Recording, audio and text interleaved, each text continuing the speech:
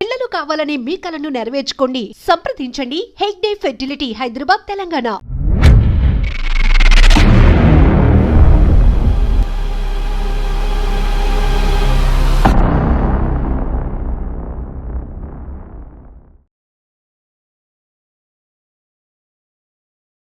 Welcome to life సామ్. నిరుపేద కుటుంబంలో పుట్టి బాంబేలో కూలీగా పనిచేసిన ఆయన లాయర్.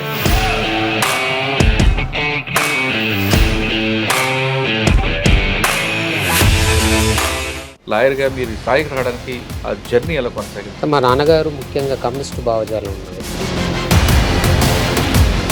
మా ఊరు నుంచి వలసగా బొంబాయికి పోయినటువంటి వాళ్ళు ఉన్నారు. మా మామ కూడా మా ఇద్దరిని, మా అన్నని. స్లమ్ ఏరియాలో దాదాపు ఒక చిన్న రూమ్లో దాదాపు 7-8 మంది 10 మంది ఉండేవాళ్ళు. గోరగం అడ్డ మీద పరిచయాలు ఏర్పడ్డ తర్వాత అందరూ బాంబే అనేది స్లమ్ ఏరియా, మాఫియా. మాఫియా అంటే గల్లీ గల్లీకి మాఫియా. 87-86లో బొంబాయిలో మాఫియా, ముఖ్యంగా స్లమ్ ఏరియా. భయం అయితే భయంకరంగా అక్కడ ఉన్నవాళ్ళు. పౌర హక్కుల గురించి మాట్లాడే వ్యక్తుల్ని టార్గెట్ చేసి చంపడం అనేది నయీం గ్యాంగ్ పని. మరి అదే నయీం గ్యాంగ్ మిమ్మల్ని టార్గెట్ చేయలేదు? నా ముందల అంటే ఈ భయంకరమైన హత్య ఒకవైపు నువ్వేది చేయవని అంటే నేను చేయను అని చెప్పేసిన, చేయలేదు కూడా. నల్లదండు ముఠ, అది భయంకరమైన దాడులు. కేసులు చేస్తున్న క్రమంలో ఆయన అజమాలి మర్డర్ కేసులో అపియరెన్స్ కావాల్సి ఉంది, ఇంకా కరుణాకర్ కేసులో అపియర్ కావాల్సి ఉంది. కోర్టులో నేను ఉండడం ఆయనకి ఇష్టం లేదు. ఇక నన్ను ఫోన్లల్లో బెదిరించి ఖచ్చితంగా నువ్వు కలవాలని ఒకటి, అట్లా డేట్లతో సహా ఆయన నేను ఈరోజు వస్తున్న కోర్టుకు మీ వాళ్ళని రమ్మనండి, మా వాళ్ళు ఎవరు అనేది రమ్మనంటే మా వాళ్ళు ఎవరు అనేది నేను పరిశాను. ఫైనల్గా జడ్జిమెంట్ వచ్చింది. వచ్చిన రోజు అమృత బాలస్వామి గారు వాళ్ళ రియాక్షన్ చాలా సంతోషాన్ని వ్యక్తం చేసిరు. డెత్ పడుతుంది అని అనుకోలేదు. అయితే ఇక్కడ ఒకటి ఏంటంటే during the course of the prosecution examination ఎన్ని మలుపులు తిరిగిందంటే ఈ కేసు నా నుంచి ఈ ఫైల్ దూరం చేయాలని. Even though director of prosecution court లోపలికి వచ్చిన తర్వాత prosecution, how to conducting the prosecution అనేది చాలా కీలకంగా మారబోతుంది. ఆ కీలక దశ నేను ఎదుర్కొన్నటువంటి సవాళ్ళు చాలా చాలా ఉంటాయి. ఎట్లా అనంటే కలెక్టరేట్ పోయిర్రు, అడిగిర్రు, ఎట్లా ఇస్తావు ఆయనకు ఆర్డర్ అన్నారు, చాలా చాలా ఇది చేసారు, డిస్టర్బ్ చేశారు. చివరికి వాళ్ళు హైకోర్టు దాకా కూడా వెళ్ళారు. శ్రవణ్ కుమార్ ఆయనకి శిక్ష పడ్డానికి ఒక రిపోర్టర్ ఇచ్చిన స్టేట్మెంటే ప్రధాన కారణం అనుకుంటారు. అదొక్కటే కాదు, కేసులో ఉన్నటువంటి బాలస్వామి, PW1 కాంప్లైనెంట్, అమృత చాలా క్లియర్గా చెప్తుందిగా. ఈ సంఘటన జరిగినప్పటి నుంచి కవర్ చేసిన ఒక రిపోర్టర్ బాధితురాలకు వ్యతిరేకంగా సాక్ష్యం చెప్తారంటే ప్రాసిక్యూషన్ ఎవిడెన్స్ అంతా అయిపోయిన తర్వాత డిఫెన్స్ ఎవిడెన్స్ అనేది ప్రొసీజర్ ఆఫ్ ఆ టీవీ ఛానల్ కవర్ చేసినటువంటిది కాపీ టు కాపీ పేస్ట్ అని పెట్టి వీళ్ళు ఒక CD తయారు చేసుకొని ఒరిజినల్ కాంటెంట్ వాళ్ళ లోగోతోటే, వితౌట్ లోగోతోటే ఆయన ఎవిడెన్స్ అనే మర్డర్ నుంచి ఫినరల్ వరకు ఆ ఛానల్ పరువు హత్య అని, కుల దురంకార హత్య అని,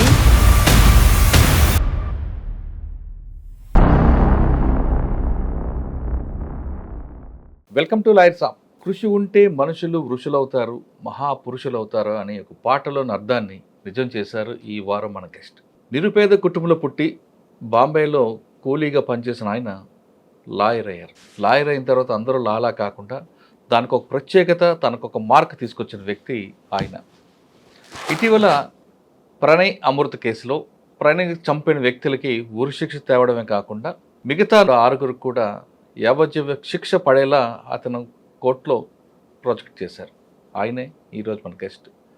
ఆయన పేరు Darshanam Narasimha garu, special public prosecutor, Nalgonda. Pranay Amrutha కేసులు తీసుకునేసరికి ప్రభుత్వం, పోలీసులు చాలా ప్రెస్టేజ్గా తీసుకున్నారు. ఈ కేసులో ఖచ్చితంగా నిందితులకు శిక్ష పడాలంటూ ఆయన పెట్టారు. వేరే వాళ్ళైతే చేస్తారు కానీ ఈయన ఒక కమిట్మెంట్ ఉందంటూ పెట్టారు. ప్రభుత్వం కానీ పోలీసులు కానీ ఏ విధంగా అయితే ఆయన మీద నమ్మకం పెట్టారో ఆ నమ్మకాన్ని ఒమ్ము చేయకుండా పోలీసులు ఇచ్చిన ఛార్జ్ షీట్ని ఎక్కడ ఫెయిల్ చేయకుండా ఎప్పటికప్పుడు దాని లూప్ హోల్స్ అన్ని సరి చేసుకుంటూ ఆయన కోర్టులో ప్రాజెక్ట్ చేపట్టి ఆ ప్రజెంటేషన్కి కోర్టు ఎటువంటి పరిస్థితుల్లో తప్పకుండా శిక్ష వచ్చింది. ఇక డిఫెన్స్ వాళ్ళు కూడా ఏమాత్రం దాన్ని డినై చేయలేపారు. కేవలం వాళ్ళు ఎంతసేపు అతను ఎస్సీ కాదు అన్న దీని మీద ఆర్గ్యుమెంట్ చేశారు తప్ప అసలు హత్య చేయలేదు అన్న దానికి వాళ్ళకి ఇక్కడ లైన్ దొరకకుండా ప్రాజెక్ట్ చేశారు. ఆ వ్యక్తిని అడిగి ఒక కేసులో కన్విక్షన్ రావాలి, ముఖ్యంగా డెత్ సెంటెన్స్ రావడం అనేది ఎంత కష్టపడాలి, ఏ విధంగా ఆ చైన్ తెగిపోకుండా ప్రాజెక్ట్ చేయాలనే విషయంతో పాటు ఆయనకి ముఖ్యంగా నయం బెదిరింపు కూడా ఉన్నాయి. ఆ బెదిరింపులు ఏ విధంగా ఉన్న విషయాన్ని సార్ అంటే తెలుసుకుందాం. సార్ నమస్తే అండి. సాధారణంగా అందరూ కూడా చెప్తుంటారండి చిన్న కుటుంబం, ఆదర్శ కుటుంబం, రైతు కుటుంబం అని. కానీ మీది ఒక డిఫరెంట్ స్టోరీ, మీది ఒక రోల్ మోడల్ స్టోరీ.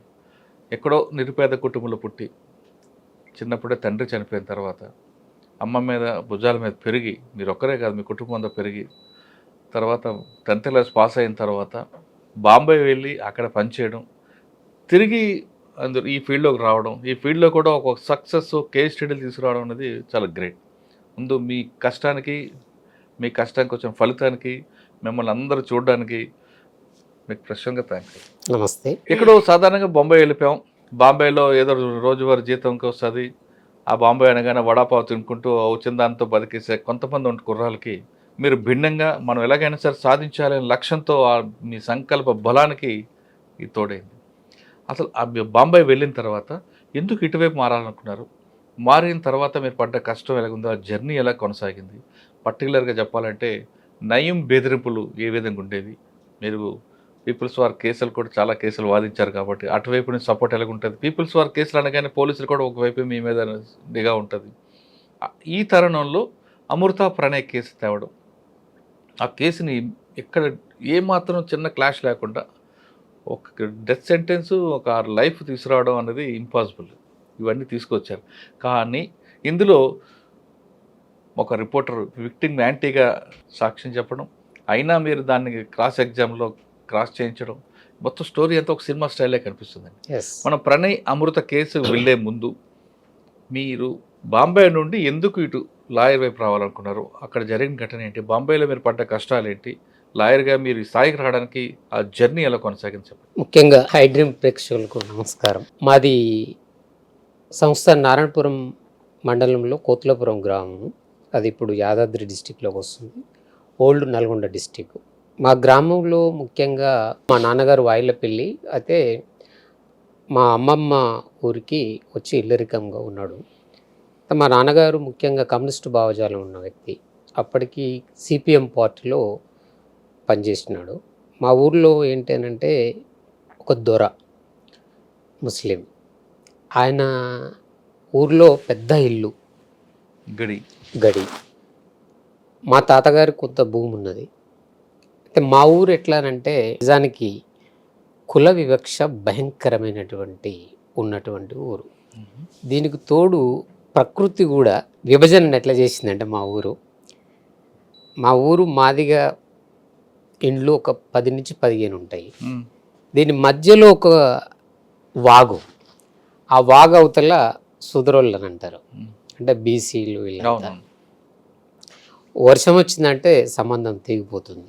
కిరాణం కానీ ఇంకేమైనా ఉంటే ఆ ఊరికి వెళ్ళి తీసుకొచ్చుకోవాలి, సూదరిళ్ళకి వెళ్ళి. మా తాతగారి బావులు కొద్దిగా గొప్ప వ్యవసాయ భూములు, ఊర్లోకి వెళ్ళి నడుచుకుంటూ వెళ్ళాలి. ఊరి నుంచి దొరగారి ఇల్లు నుంచి ముందు నుంచి వెళ్ళాలి. దొర ఒకవేళ ఎదురైతే మా తాతగారు ఏమన్నా నేను నడుచుకుంటూ పోయేవాడిని. చెప్పులు చేతి పట్టుకొని మళ్ళీ ఊరవతలే వేసుకోవాలి, ఆయన కనబడని స్థలంలోకి వెళ్ళిన తర్వాత. సో అంత భయంకరమైన కుల వివక్ష ఉండేది. ఆ తర్వాత మా నాన్నగారు కమ్యూనిస్టు ఉద్యమాల నుంచి, ఆ తర్వాత కూలి సంఘాలు పెట్టి, ఆ తర్వాత జరిగిన క్రమంలో మా నాన్నగారి పైన దాడి జరుగుతుంది, హెడ్ ఇంజరీ. తర్వాత వైద్యం సరిగా అందకపోవడం వల్ల ఆయన చనిపోతాడు.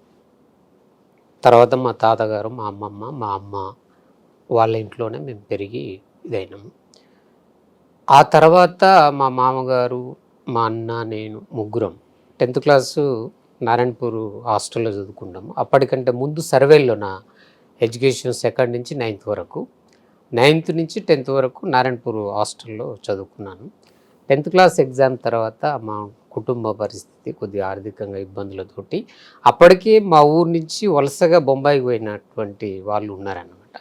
మా మామ కూడా మా ఇద్దరిని, మా అన్నని నన్ను తీసుకొని 10th క్లాస్ ఎగ్జామ్ రాసిన తర్వాత నాకు తెలిసి ఏప్రిల్లో ఎగ్జామ్ అయిపోయింది, మేలో మేము బొంబాయికి వెళ్ళిపోయాం. బొంబాయిలో ఎట్లుండేదని అంటే ఈ ఎలక్ట్రిసిటీ అనేది కిందికి వెళ్ళి ఉంటుంది. ఏదన్నా కరెంటు పోల్ట్ పోయిందని అంటే దాన్ని తవ్వి అక్కడ కనెక్షన్ ఇవ్వాలన్నమాట. ఇక్కడికి వెళ్ళిపోయిన వాళ్ళే అక్కడ కాంట్రాక్ట్ తీసుకొని వలస కూలీలను అందరినీ వాళ్ళు డైలీ వేజెస్ కింద పెట్టుకొని కంపెనీ నుంచి కాంట్రాక్ట్ తీసుకొని వీళ్ళ కూలీలుగా ఇచ్చేవాళ్ళం. ఆ కాంట్రాక్టర్ దగ్గర మేము పనిగా కుదిరినాం. అప్పటికి 10th క్లాస్ కాబట్టి నేను మైనర్ని అయినప్పుడు కూడా 2-3 నెలలు పెట్టుకున్నాడు తను నన్ను కూలీగా. పెట్టుకున్న తర్వాత మైనరు నువ్వు ఇబ్బంది అవుతుంది నాకు రేపు పొద్దున అని తీసేసిన తర్వాత ఇక మా అన్న అప్పటికి స్పిట్స్ తోటి ఉండే ఆయన ఊరికి వచ్చేసిండు. మా మామగారు 2-3 నెలలు ఉన్నాడు, ఆయన వచ్చేసిండు. ఒక్కరినే మిగిలిపోయిన బొంబాయిలో, పని లేదు. ఆ తర్వాత నా మిత్రుడు ఒక లెటర్ రాస్తాడు, నీలయ్య అని. 10th క్లాస్ ఇద్దరం కలిసి బాగా కష్టపడి చదువుకున్నాం. ఒక లెటర్లో ఇప్పుడు మీరు చెప్పిన పదాలే, మిత్రమా నువ్వు 359 మార్కులు వచ్చినాయి నీకు 10th క్లాస్లో, నేను కాలేజ్ చేస్తున్నా ఇంటరు, నువ్వు బొంబాయికి వెళ్ళిపోయినావు పని కోసం, కానీ ఎప్పటికైనా గుర్తుంచుకో, కృషి ఉంటే మనుషులు ఋషులు అవుతారు, మహాపురుషులు అవుతారు, నువ్వు తాత్కాలికమే కష్టం అంటూ ఆ పదాలు ఇంగ్లాండ్ లెటర్లో వచ్చాయి మాకు లెటర్. సో ఆ తర్వాత నేను మా ఊరు అతను అడ్డ మీద గోరగాం, నేను ఉండేది గోరగాంలో బొంబాయిలో. మా ఊరు అతను అప్పటికే మేస్త్రి, పని ఎక్కడ దొరుకుతలేదన్న ఉద్దేశంతో తను నన్ను చూసిండు, రోజు అడ్డ మీద నిలబడడం మళ్ళీ వెళ్ళిపోవడం ఇంటికి, ఇదంతా చూసి ఒకరోజు ఒక మేస్త్రికి అప్పచెప్పాను. ఆ మేస్త్రికి అప్పచెప్తే తను తీసుకెళ్ళి యాక్చువల్గా ఏంటంటే ఇల్లు కట్టాలి అని అంటే బగడ్ అంటే పర్మిషన్ లేకుండానే ఇల్లు కట్టుకుంటారు, జోప్డా పట్టీలు అదంతా, అది పెద్ద స్లమ్ ఏరియా అనమాట గోరెగాం. సో నాకు అతను తీసుకెళ్ళి ఏమన్నాడంటే 500 ఇటుకలు ఉంటాయి, ఆత్గాడిస్ అని అంటే ఈ ఇసుకను డంప్ చేయాలి, సాయంత్రం వరకు చెయ్యి పని అని అన్నాడు. అంటే నేను ఆ పని అప్పచెప్పింది మధ్యాహ్నం వరకు కంప్లీట్ చేసిన. 500 ఇటుకలు, ఒక 2 ఆత్గాడిస్ అంటారు, అంటే ఈ భుజానికి వేసి గుంజుకుంటూ వెళ్ళాలన్నమాట. తను మధ్యాహ్నానికి అన్నానికి వచ్చిన తర్వాత, తమ్ముడు నువ్వు చాలా బాగా చేసినావు, ఇక నువ్వు నా దగ్గర పని పెట్టుకుంటా నిన్ను అని చెప్పి అట్లా తన దగ్గర పనిచేస్తూ మిగతా మేస్త్రీలకంతా పరిచయాలు ఏర్పడి, అప్పటికి తెలుగులో ఇంగ్లాండ్ లెటర్లు రాసేది, అప్పటికి సెల్ ఫోన్ లేవు. ఈ తెలుగు వాళ్ళంతా నన్ను బాగా, అప్పటి 10th చదువుకున్నా కాబట్టి వీళ్ళ దగ్గర ఉండి లెటర్లు రాయించుకునేవాళ్ళు. గుజ్జ గల్లీ దగ్గర ఉండేటోండి నేను, ఏది బొంబాయిలో. సో 30 రూపాయలు అప్పుడు రోజు కూలి, 30 రూపాయలు అడ్డ మీద. అది నా పని చూసిన తర్వాత అప్పటికి మైనర్లకు 20 రూపాయలు అట్లా ఇచ్చారు, కానీ నా పని చూసిన తర్వాత 30 రూపాయలు డైరెక్ట్ ఇచ్చేసింది నాకు. 30 రూపాయలు ఏం సరిపోతుంది అక్కడ ఇంటి? అప్పటికి 85-86 ఆ ప్రాంతం. 10th క్లాస్ నాది 87లో కంప్లీట్ అయింది. అప్పుడు అడ్డ మీద కూలి 30 రూపాయలే. కరెక్టే, 30 రూపాయలతో ఇంటి అద్దె. కానీ రోజు అంటే ఇంటి అద్దె అంటే స్లమ్ ఏరియాలో దాదాపు ఒక చిన్న రూమ్లో దాదాపు 7-8 మంది 10 మంది ఉండేవాళ్ళం. 10 మంది ఒక్క రూమ్లో ఉండేటువంటి ఆ స్లమ్ ఏరియా అది అలాంటిది. కాబట్టి దాంట్లో కూరగాయలు కానీ అన్నం కానీ అవన్నీ ఖర్చులు వెళ్ళేది. సో అట్లా నేను గోరగం అడ్డ మీద పరిచయాలు ఏర్పడ్డ తర్వాత అందరూ పరిచయాలు ఏర్పడి పనికి తీసుకుపోవడం మొదలుపెట్టారు. అయితే ముఖ్యంగా దీంట్లో గోరగం దాంట్లో ఈస్ట్లో దుబేద్ అని చెప్పి ఒక సూపర్వైజర్ సివిల్ ఇంజనీరింగ్ దగ్గర పనిచేస్తున్నాడు. ఆయన ఒక స్కూల్లో కాంట్రాక్ట్ పట్టుకున్నాడు, బాత్రూమ్లు ఇవన్నీ రిపేర్ చేయడానికి. అక్కడ నేను నా మిత్రునితో పనికి వెళ్ళినప్పుడు అక్కడ స్కూల్ పిల్లలను వాళ్ళందరినీ చూసినప్పుడు, నేను సిమెంట్ తోటి బాగా నిండిపోయి ఉన్నప్పుడు నా పరిస్థితి ఏంది, ఇట్లా ఎందుకు అయింది అని చెప్పి ఒకసారి నేనుగా అర్థం చేసుకున్నాక, నేను పనిచేసే విధానంలో కూడా కమిట్మెంట్గా అతను చూసిండు. అరే నీకు ఫిక్స్ పగార దేంగే, तुम मेरे पास काम करो, तू अच्छा कर रहे हैं అంటే नहीं सब मैं जरूरी मुल्क जाएंगे, కాలేజ్ में పడేంगे అని చెప్పి అన్న. నైరే తుమారా లైన్ తుడిగైరే అన్నాడు. అన్న తర్వాత కొన్ని రోజులకే సమ్మర్ వచ్చిన తర్వాత మా తాతగారు చనిపోయిండు.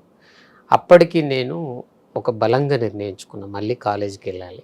మా ఊర్లో ముగ్గురం మొత్తం 5గురికి ముగ్గుట్లో నాతో పాటు ఇంకో అతను 10th క్లాసు ఆపేసిండు, ఇంకో అతను ఇంటర్ చేస్తున్నాడు. అంటే కాలేజ్ చేస్తే గవర్నమెంట్ స్కాలర్షిప్ వస్తుంది అనేది ఒకటి వినిపించింది నాకు బొంబాయిలో ఉన్నప్పుడే లెటర్లు రాయడం వల్ల. సో కాలేజ్ చేయడం వల్ల డబ్బులు గవర్నమెంటే ఇస్తుంది, హాస్టల్స్ కూడా ఉంటాయి అనేది ఒకటి నాకు అర్థమైంది. సో అప్పుడు మళ్ళీ నేను బొంబాయికి వెళ్ళి వచ్చి మా తాత అంత్యక్రియలు పాల్గొన్న తర్వాత నాతో పాటు 10th క్లాస్ చదివి తర్వాత ఆపేసి ఇదే చెదర్గడ్డ దగ్గర సవేరా హోటల్లో పనిచేస్తున్నాడు నా క్లాస్మేట్.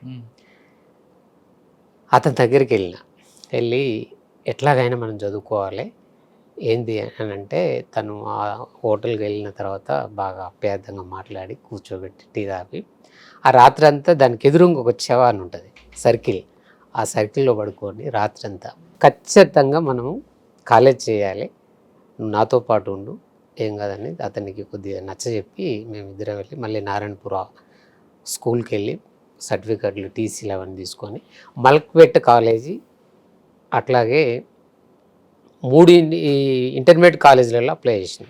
తనకేమో చించలగూడలో వచ్చింది, నాకేమో మల్క్పేట్ ఈవినింగ్ కాలేజ్ వచ్చింది.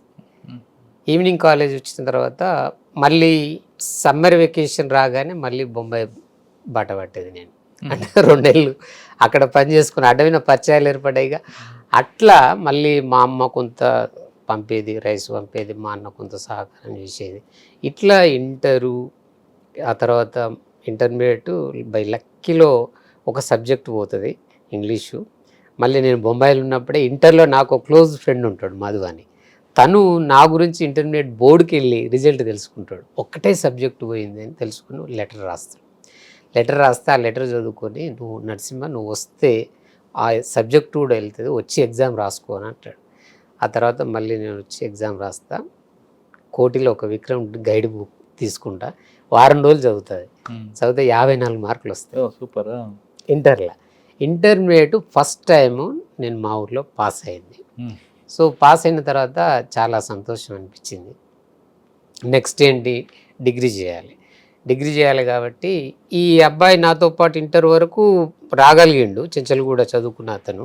ఆ తర్వాత ఇక అతను వేరే పనిలోకి వెళ్ళిపోయాడు. అతనికి 2 తమ్ముళ్ళు 3 ఉండేది, వాళ్ళ అమ్మ నాయన కూడా లేరు, చాలా పేదరికం. నాకంటే మా అమ్మ మా అన్న మా మామ కొంత హెల్ప్ చేశారు, కానీ తనకి ఎలాంటి హెల్ప్ లేదు కాబట్టి ఇంటర్ నుంచి తను డ్రాప్ అవుట్ అయ్యిండు. ఆ తర్వాత నేను మళ్ళీ డిగ్రీ అంబేద్కర్ కాలేజ్లో సీట్ వచ్చింది, బీకామ్ వచ్చిన తర్వాత మళ్ళీ నేను అప్పుడు ఈ శివగంగ థియేటరు సరూర్ నగర్ రోడ్లో పేషెంట్స్ కోసం కట్టుకుండాలి తాత ఎప్పుడో, ఆ రూమ్లలో కిరాయికి ఉండేది. మేము 80 రూపాయలు కిరాయి, నాకు 20 రూపాయలు పడేది కిరాయి. సో రూట్ పాస్ అట్లా డిగ్రీ అక్కడ ఉన్నప్పుడే చదువుతూ డిగ్రీ అంబేద్కర్ కాలేజీలో చేస్తున్న క్రమంలో మళ్ళీ నేను సమ్మర్ వెకేషన్ కోసం వెయిట్ చేసేది అనమాట. పోయి మళ్ళీ 2 నెలలు అటు చేసుకొని మళ్ళీ రావడం. ఇది నా డిగ్రీ మొత్తం డిగ్రీ అయిపోయేంత వరకు సెకండ్ ఇయర్ వరకు ఇది జరిగిన తర్వాత ఒకనొక టైంలో బొంబాయిలో షెల్టర్ ప్రాబ్లం అయింది, పనికి ఇబ్బంది అయింది, ఆ తర్వాత హెల్త్ పాడైంది. ఇప్పుడు నాతో క్లాస్మేట్గా పనిచేసి 10th వరకు ఇంటర్కి వచ్చి ఆగిపోయినప్పుడు బొంబాయికి వెళ్ళిపోయారు వాళ్ళు. మళ్ళీ నా క్లాస్మేట్స్ అంతా మా ఊరు వాళ్ళంతా బొంబాయికి వెళ్ళిపోయి అక్కడ పనిచేస్తూ అక్కడే ఉండేది. వాళ్ళదంతా చూసి ఏంది నరసింహ పరిస్థితి ఘోరంగా ఉంది, ఎందుకు ఇంత ఇబ్బంది పడుతావు, వెళ్ళిపోవడం బెటర్ కదా అని సజెస్ట్ చేసిన తర్వాత ఇక నేను ఫస్ట్ ఇయర్ అయిపోయి సెకండ్ ఇయర్లో అనుకుంటా వీటి జంక్షన్ అని ఉంటుంది రైల్వే స్టేషన్, అన్ని రాష్ట్రాలకు వెళ్ళిపోతుంది. అక్కడ నేను ఒక శపథం చేసుకున్నా, ఏమనంటే ఇక బొంబాయికి రాను, లేబర్ వర్క్ రాను, దేనికి రాను, వస్తే కనుక ఒక ఎంప్లాయీగా వస్తా, ఒక పొజిషన్లో ఉండి వస్తా తప్ప ఎట్టి పరిస్థితుల్లో బొంబాయికి వర్క్ మాత్రం రాను అని చెప్పి శపథం చేసుకొని లైన్లో టికెట్ తీసుకొని ఈ రైల్వేలో ఏంటి అంటే ఈ జనరల్ కంపార్ట్మెంట్కు ఈ అమాలీలు సీట్లు వేసుకుంటారు, వాళ్ళు కొనేసుకుంటారు. అతి కష్టం మీద దాంట్లోకి వెళ్ళి సీటు కొట్టడం అంటే మహాయుద్ధం చేయాలి, తరుముతా ఉంటారు వాళ్ళకి. అట్లా నేను ప్రతిసారి నాంపల్లి రైల్వే స్టేషన్లో ఎక్కినప్పుడు నాకేంటనంటే నా డిజైర్ ఏంటంటే సింగిల్ సీట్ కావాలి నాకు. చూడొచ్చు అంతా. నా కలలు అదే కలలు కనడము నేను ఎట్లా ఏంటి అనే దానికి ఒక స్థలం అది నాకు. అట్లీస్ట్ 50 రూపాయలు పెట్టైనా సీట్ కొనేటోడిని అమరలో. అంత ఎంజాయ్ చేస్తుండే నాకు ఆ సీట్ కోసం. మళ్ళీ వీటి జంక్షన్లో మళ్ళీ ఆ యుద్ధంలో మళ్ళీ వెనకకొచ్చి ముందు పోయి మళ్ళీ ఆ సింగిల్ సీట్ కోసం ట్రై చేసి వచ్చిన. వచ్చిన తర్వాత అప్పటికి నేను డిగ్రీలోనే ఒకనొక టైంలో ఈనాడు పేపర్లో సర్క్యులేషన్ డిపార్ట్మెంట్లో చేసిన. నల్గొండకు ఫస్ట్ టైం ఈనాడు పేపర్లో సర్క్యులేషన్గా సేల్స్ ప్రమోటర్గా. అప్పుడు అట్లా 3 నెలలు చేసిన. అట్లా డిగ్రీ సెకండ్ ఇయర్కి ఎండింగ్లో ఆంధ్రజ్యోతి సర్క్యులేషన్ ఇన్స్పెక్టర్గా. అప్పుడు ఆంధ్రజ్యోతి చాలా రీడింగ్ లేదు దానికి. ఆ స్టేజ్లో 2 జిల్లాల ఇన్ఛార్జిగా పెట్టిరు నన్ను. అంటే ఈనాడులో చేసిన, ఉదయంలో చేసిన, అట్లా ఒక పార్ట్గా అట్లా చేసేది కొన్నిసార్లు. ఆ క్రమంలో అప్పుడు లా కంప్లీట్ అయింది. ఎన్రోల్మెంట్ చేసుకోవడానికి హైకోర్టుకి వెళ్ళి హైకోర్టులో ఎన్రోల్మెంట్ చేసుకొని లా కంప్లీట్ అయింది. ఇట్లా నాకు బాంబాయిలో పనిచేస్తున్నప్పుడు చదువు పట్ల ఖచ్చితంగా చదవాలనే ఒక కాన్సెప్టు. అంతకంటే ముందు ఈ లాకు కారణం ఏంటంటే నేను యాక్చువల్గా ఉస్మానియా యూనివర్సిటీలో ఎంకామ్ చేయాలనేది నా కోరిక. నా రూమ్మేట్ ఏషప్ అనే అతను ఎంకామ్ సీట్ కోసం ట్రై చేస్తే సర్దార్ వల్లభాయ్ పటేల్ కాలేజీలో సీటు కన్ఫర్మ్ అయింది, కానీ 3,000 రూపాయలు కట్టలేక ఆ సీట్ పోగొట్టుకున్నాను. దాని తర్వాత బాధపడుతుంటే ఏషప్ అని నా రూమ్మేట్, ఎందుకు బాధపడతావా, నువ్వు ఎల్ఎల్బి ఉంది కదా, ఎల్ఎల్బి రాసుకోవచ్చు కదా అని అన్నాడు. అప్పుడు నాకు ఎల్ఎల్బి మీద ఒక ఇంట్రెస్ట్ వచ్చి ఈ బొంబాయికి పోయి వచ్చిన తర్వాత జరిగినటువంటి డిగ్రీ ఆ టైంలో ఎల్ఎల్బి ఎంట్రన్స్ రాయడానికి తను అడ్వైజ్ చేశాడు. అట్లా లా కంప్లీట్ అయింది. సార్, బాంబాయి లైఫ్ గురించి చెప్పండి. బాంబాయి అనగానే స్లమ్ ఏరియా, ఎస్ ఒక మాఫియా, అదంతా డిఫరెంట్ కనిపిస్తుంది. ఎస్ మీరు పడ్డ కష్టాలు అక్కడ కూడా మాఫియా మీరు ఎదురుపడిందా? మాఫియా అంటే గల్లీ గల్లీకి మాఫియా, ఒక గల్లీ ఎంచుకుంటారు వాళ్ళంతే. ఆ రాత్రిళ్ళు ఎవరింట్లో పడేది తెలియదు. పడడమే కాదు, ఏదన్నా సండే రోజు మటన్ తెచ్చి వండుకుంటే ఆ రాత్రి ఏదన్నా ఉంటే కనుక అది కూడా లేపుకొని పోయేటోళ్ళు అనమాట. అంత ఘోరంగా అప్పుడు 87, 86లో బొంబాయిలో మాఫియా, ముఖ్యంగా స్లమ్ ఏరియాలో. సో నాకు అలాంటిది ఏమి ఎదురు కాలేదు, కానీ భయం అయితే భయంకరంగా అక్కడ ఉన్న వాళ్ళకు, తెలుగు వాళ్ళకి ఎక్కువ ఇన్సెక్యూరిటీ. గన్ కల్చర్ కూడా ఉంది కదండి. గన్ కల్చరు, మాఫియా, అదంతా కూడా సంత కృషి ఆ ఏరియాలో. అక్కడ గోరెగాంలో అంతా లేదు, కానీ సరే ఉన్నంత వరకు ఉన్నది. అంటే ఆ ఏరియాలో అక్కడ ఒక లీడర్ ఉంటాడు, ఒక దాదా ఉంటాడు. ఆ దాదా పర్మిషన్ తీసుకుని ఏదైనా కార్యక్రమాలు చేయాలి. అట్లా రౌడీజం అనేది భయంకరంగా ఉంటుండే. అది ఈ పేద వర్గాల మీదనే, పేదవాళ్ళ మీదనే వాళ్ళ ప్రతాపం చూపించేటోళ్ళు. సో తాగుడుగైతే ఇంకా భయంకరంగా విచ్చలవిడిగా అట్లా పనిచేసేటోళ్ళ దగ్గర దోసుకోవడం ఇదంతా. కానీ మన దగ్గర తెలుగు వాళ్ళు వెళ్ళిన తర్వాత వలస కూలి అమ్మాయిల మీద రేపులు చేయడం కూడా జరిగేవాటి వాస్తవాన్ని. అంటే తెలుగు వాళ్ళు అంటే కొద్దిగా చిన్న చూపు చూసేది. అక్కడ చూసేవాళ్ళు అన్నాడి అనేది పదం, అన్నాడి అనేది పదం. అన్నాడి అంటే చదువుకోనోడు, కొద్దిగా వెనుకబడ్డోడు అనేది అదొక కల్చర్. అట్లా బొంబాయి మహిళల పట్ల చులకనగా ఉండేది. మహిళల పట్ల పెద్దగా అట్లేం లేదు, అట్లేం లేకుండే. కానీ ఎంతైనా కొద్దిగా సెకండ్ కేటగిరీ మనిషిగా ట్రీట్ చేసేవాళ్ళు మన ఆంధ్ర నుంచి, తెలంగాణ నుంచి పోయేవాళ్ళు. ఎందుకంటే ఎక్కువ పర్సెంటేజ్ మట్టి పని చేసేటోళ్ళం, మట్టి మేస్త్రి పని తప్ప ఎక్కువ, చాలా తక్కువ పర్సెంటేజ్ ఎంప్లాయీస్ అనమాట. సో అట్లా కొంత డబ్బులతోనే వడాపావు తిని బతికే రోజులు కూడా ఉన్నాయి కదా. నా జీవితంలో కూడా అదే, వడపావే జీవితాన్ని బతికిచ్చింది. లక్షల మంది పేదవాళ్లకు వడపావు అక్కడ అద్భుతమైన ఆహారం. రోడ్డు మీద అడ్డకూలిగా పనిచేసే వ్యక్తి టిఫిన్ కట్టుకొని పని దగ్గరికి వెళ్ళి మధ్యాహ్నం భోజనం ఉండదు. 90% వడపావు. 2 వడపావులు తింటే నీకు మంచి మీల్స్ తిన్నటువంటి ఎనర్జీ వస్తుంది. అంత అద్భుతమైన ఫుడ్ అక్కడ. సో అక్కడ పేద వర్గాలకు ఒక అద్భుతమైన ఆహారం అది. నేను కూడా వడపావులు తిని ఎన్నోసార్లు భోజనం లేకుండా గడిపిన రోజులు ఉన్నాయి. సో అది బొంబాయిలో అదొక అద్భుతమైన ఫుడ్ కల్చర్. సార్, బొంబాయి నుండి లాచాలం వచ్చారు.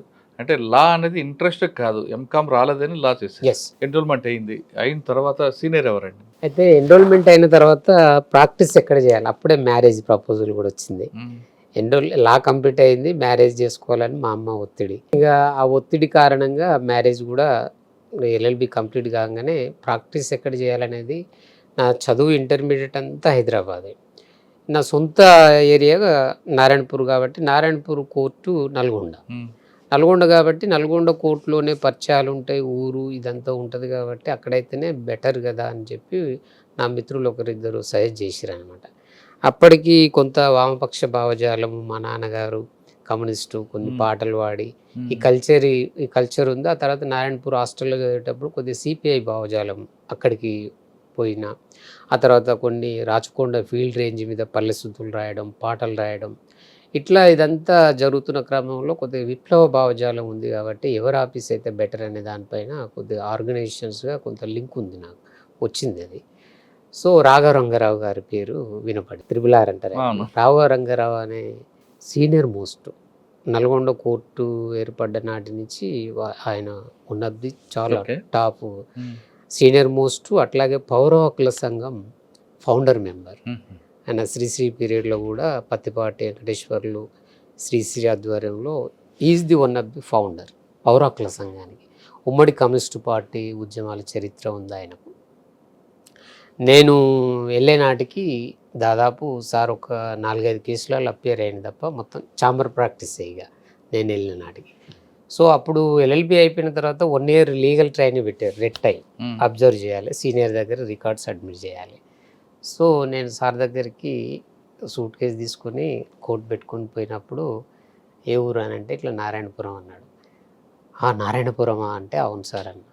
ఓ నారాయణపురం అంటే చాలా చైతన్యమైన విలేజ్ అది. అప్పటికి కమ్యూనిస్టు పార్టీ నాయకత్వం సార్ టచ్లో ఉంది కాబట్టి అప్పుడు పల్లె లక్ష్మారెడ్డి ఆయన సమకాలికులు, ఆయన is the one of the prominent communist party నాయకుడు మా మండల ఏరియాలో.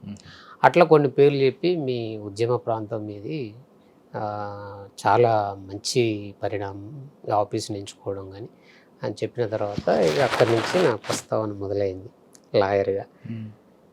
అయితే పెళ్ళి అయింది, ఊర్లోనే కాపురం. రెండోది నల్గొండలో ఉండే పరిస్థితి లేదు, జూనియర్లకు అప్పుడు ఇచ్చే పరిస్థితి లేదు, లర్నింగే రెడ్ అయ్యి కేసులు చేసే పరిస్థితి లేదు. అప్పుడు 1 year ఊర్లోనే ఉండి అట్లా అప్ అండ్ డౌన్ చేసుకుంటా సార్ దగ్గరికి అట్లా వెళ్ళి వస్తుండేవాడిని. ఆ తర్వాత కొన్ని రోజులకు ఏంటి అసలు నువ్వు ఎక్కడ తిరుగుతున్నావు ఏంది, కొన్ని రోజులు చౌటుప్పల్ ఆఫీస్ కూడా ఓపెన్ చేసిన. మెయిన్ రోడ్ కదా, ఇట్లా కేసులు బోర్డులు చూసేనా వస్తారని. చౌటుప్పల్ సెంటర్ క్రైమ్ ఎక్కువ ఉండేది, రోడ్ యాక్సిడెంట్స్ అట్లా కొద్దిగా ట్రై చేసిన. ఆ బోర్డు పెట్టి 1 year దాకా నడిపించిన. మా సార్కి తెలిసింది ఇట్లా ఎక్కడ తిరుగుతున్నావు ఏంటి అని అంటే, అడ్వకేట్ అనేవాడు ఒక ఏరియాలో ఉండాలి, స్థానికంగా ఉండాలి, రెగ్యులర్గా కోర్టుకు రావాలి, అట్లయితే నేను నమ్మి కోర్టులో కేసులు వస్తాయనంటే సరే మంచిదని ఇక నేను అప్పుడు చౌటుప్పల్ ఆఫీస్ షిఫ్ట్ చేసి వీటీ థియేటర్ వెనుక ఒక 500 కిరాయి తీసుకొని ఫ్యామిలీని షిఫ్ట్ చేసి సార్ దగ్గర రెగ్యులర్గా ఆఫీస్కి వెళ్తున్న క్రమంలో అప్పటికి పౌర హక్కుల సంఘానికి న్యాయవాది లేడు, ఆ లోటు ఉంది అక్కడ. సార్ అప్పటికి ఛాంబర్ ప్రాక్టీస్ కాబట్టి నేను రైట్ టైంలో ఆఫీస్కి వెళ్ళిన అనేది సార్కి అర్థమైంది.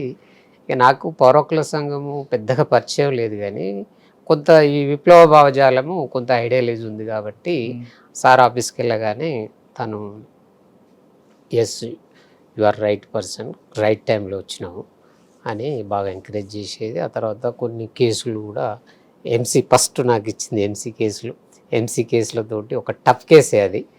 ఆ కేసు మా ఏరియా అమ్మాయి, ఈ కేసు నువ్వే హ్యాండిల్ చేయాలి. అప్పటికే దాని మీద పెద్ద డిబేట్ జరిగి ఉద్యమాలు జరిగి ఇంటర్ క్యాస్ట్ అనమాట. ఈ అమ్మాయి హాస్పిటల్లో పనిచేస్తుంది, నర్సు. తను కంటి అద్దాల దాంట్లో చేస్తాడు. వీళ్ళిద్దరికీ పరిచయాలు ఏర్పడి లవ్గా మారుతుంది. పెళ్లి చేసుకోమని ప్రపోజల్ చేస్తే చేసుకోడు. అతను బీసీ, తను ఎస్సీ మాదిగా. అమ్మాయి దీని మీద అప్పుడున్న పౌర హక్కుల సంఘం చాలా సీరియస్గా తీసుకొని ఒక మూమెంట్ కూడా చేసింది అనమాట. అయినప్పుడు కూడా అతను వినలే. ఉద్యమం చేసిన హక్కుల ఉద్యమ కార్యకర్తల మీదనే కేసులు పెట్టిన చరిత్ర ఉందన్నమాట. అలాంటి కేసు అది బాగా ఎక్స్పోజ్ అయింది. అప్పటికి నేను వెళ్ళే సమయానికి సార్ ఆల్రెడీ డ్రాఫ్ట్ చేసి కోర్టులో వేసిండు MC. Illegitimate son also entitled to claim maintenance అనమాట. ఆ ప్రొవిజన్ ఉంది. దాని మీద ఈ కేసు నువ్వే హ్యాండిల్ చేయాలి అనేది. అదర్ సైడ్ చాలా టాప్ సీనియరు. ఆ సీనియర్తో పోటీ పడి ఆ కేసు సక్సెస్ఫుల్గా మెయింటెనెన్స్ గ్రాంట్ చేయించిన.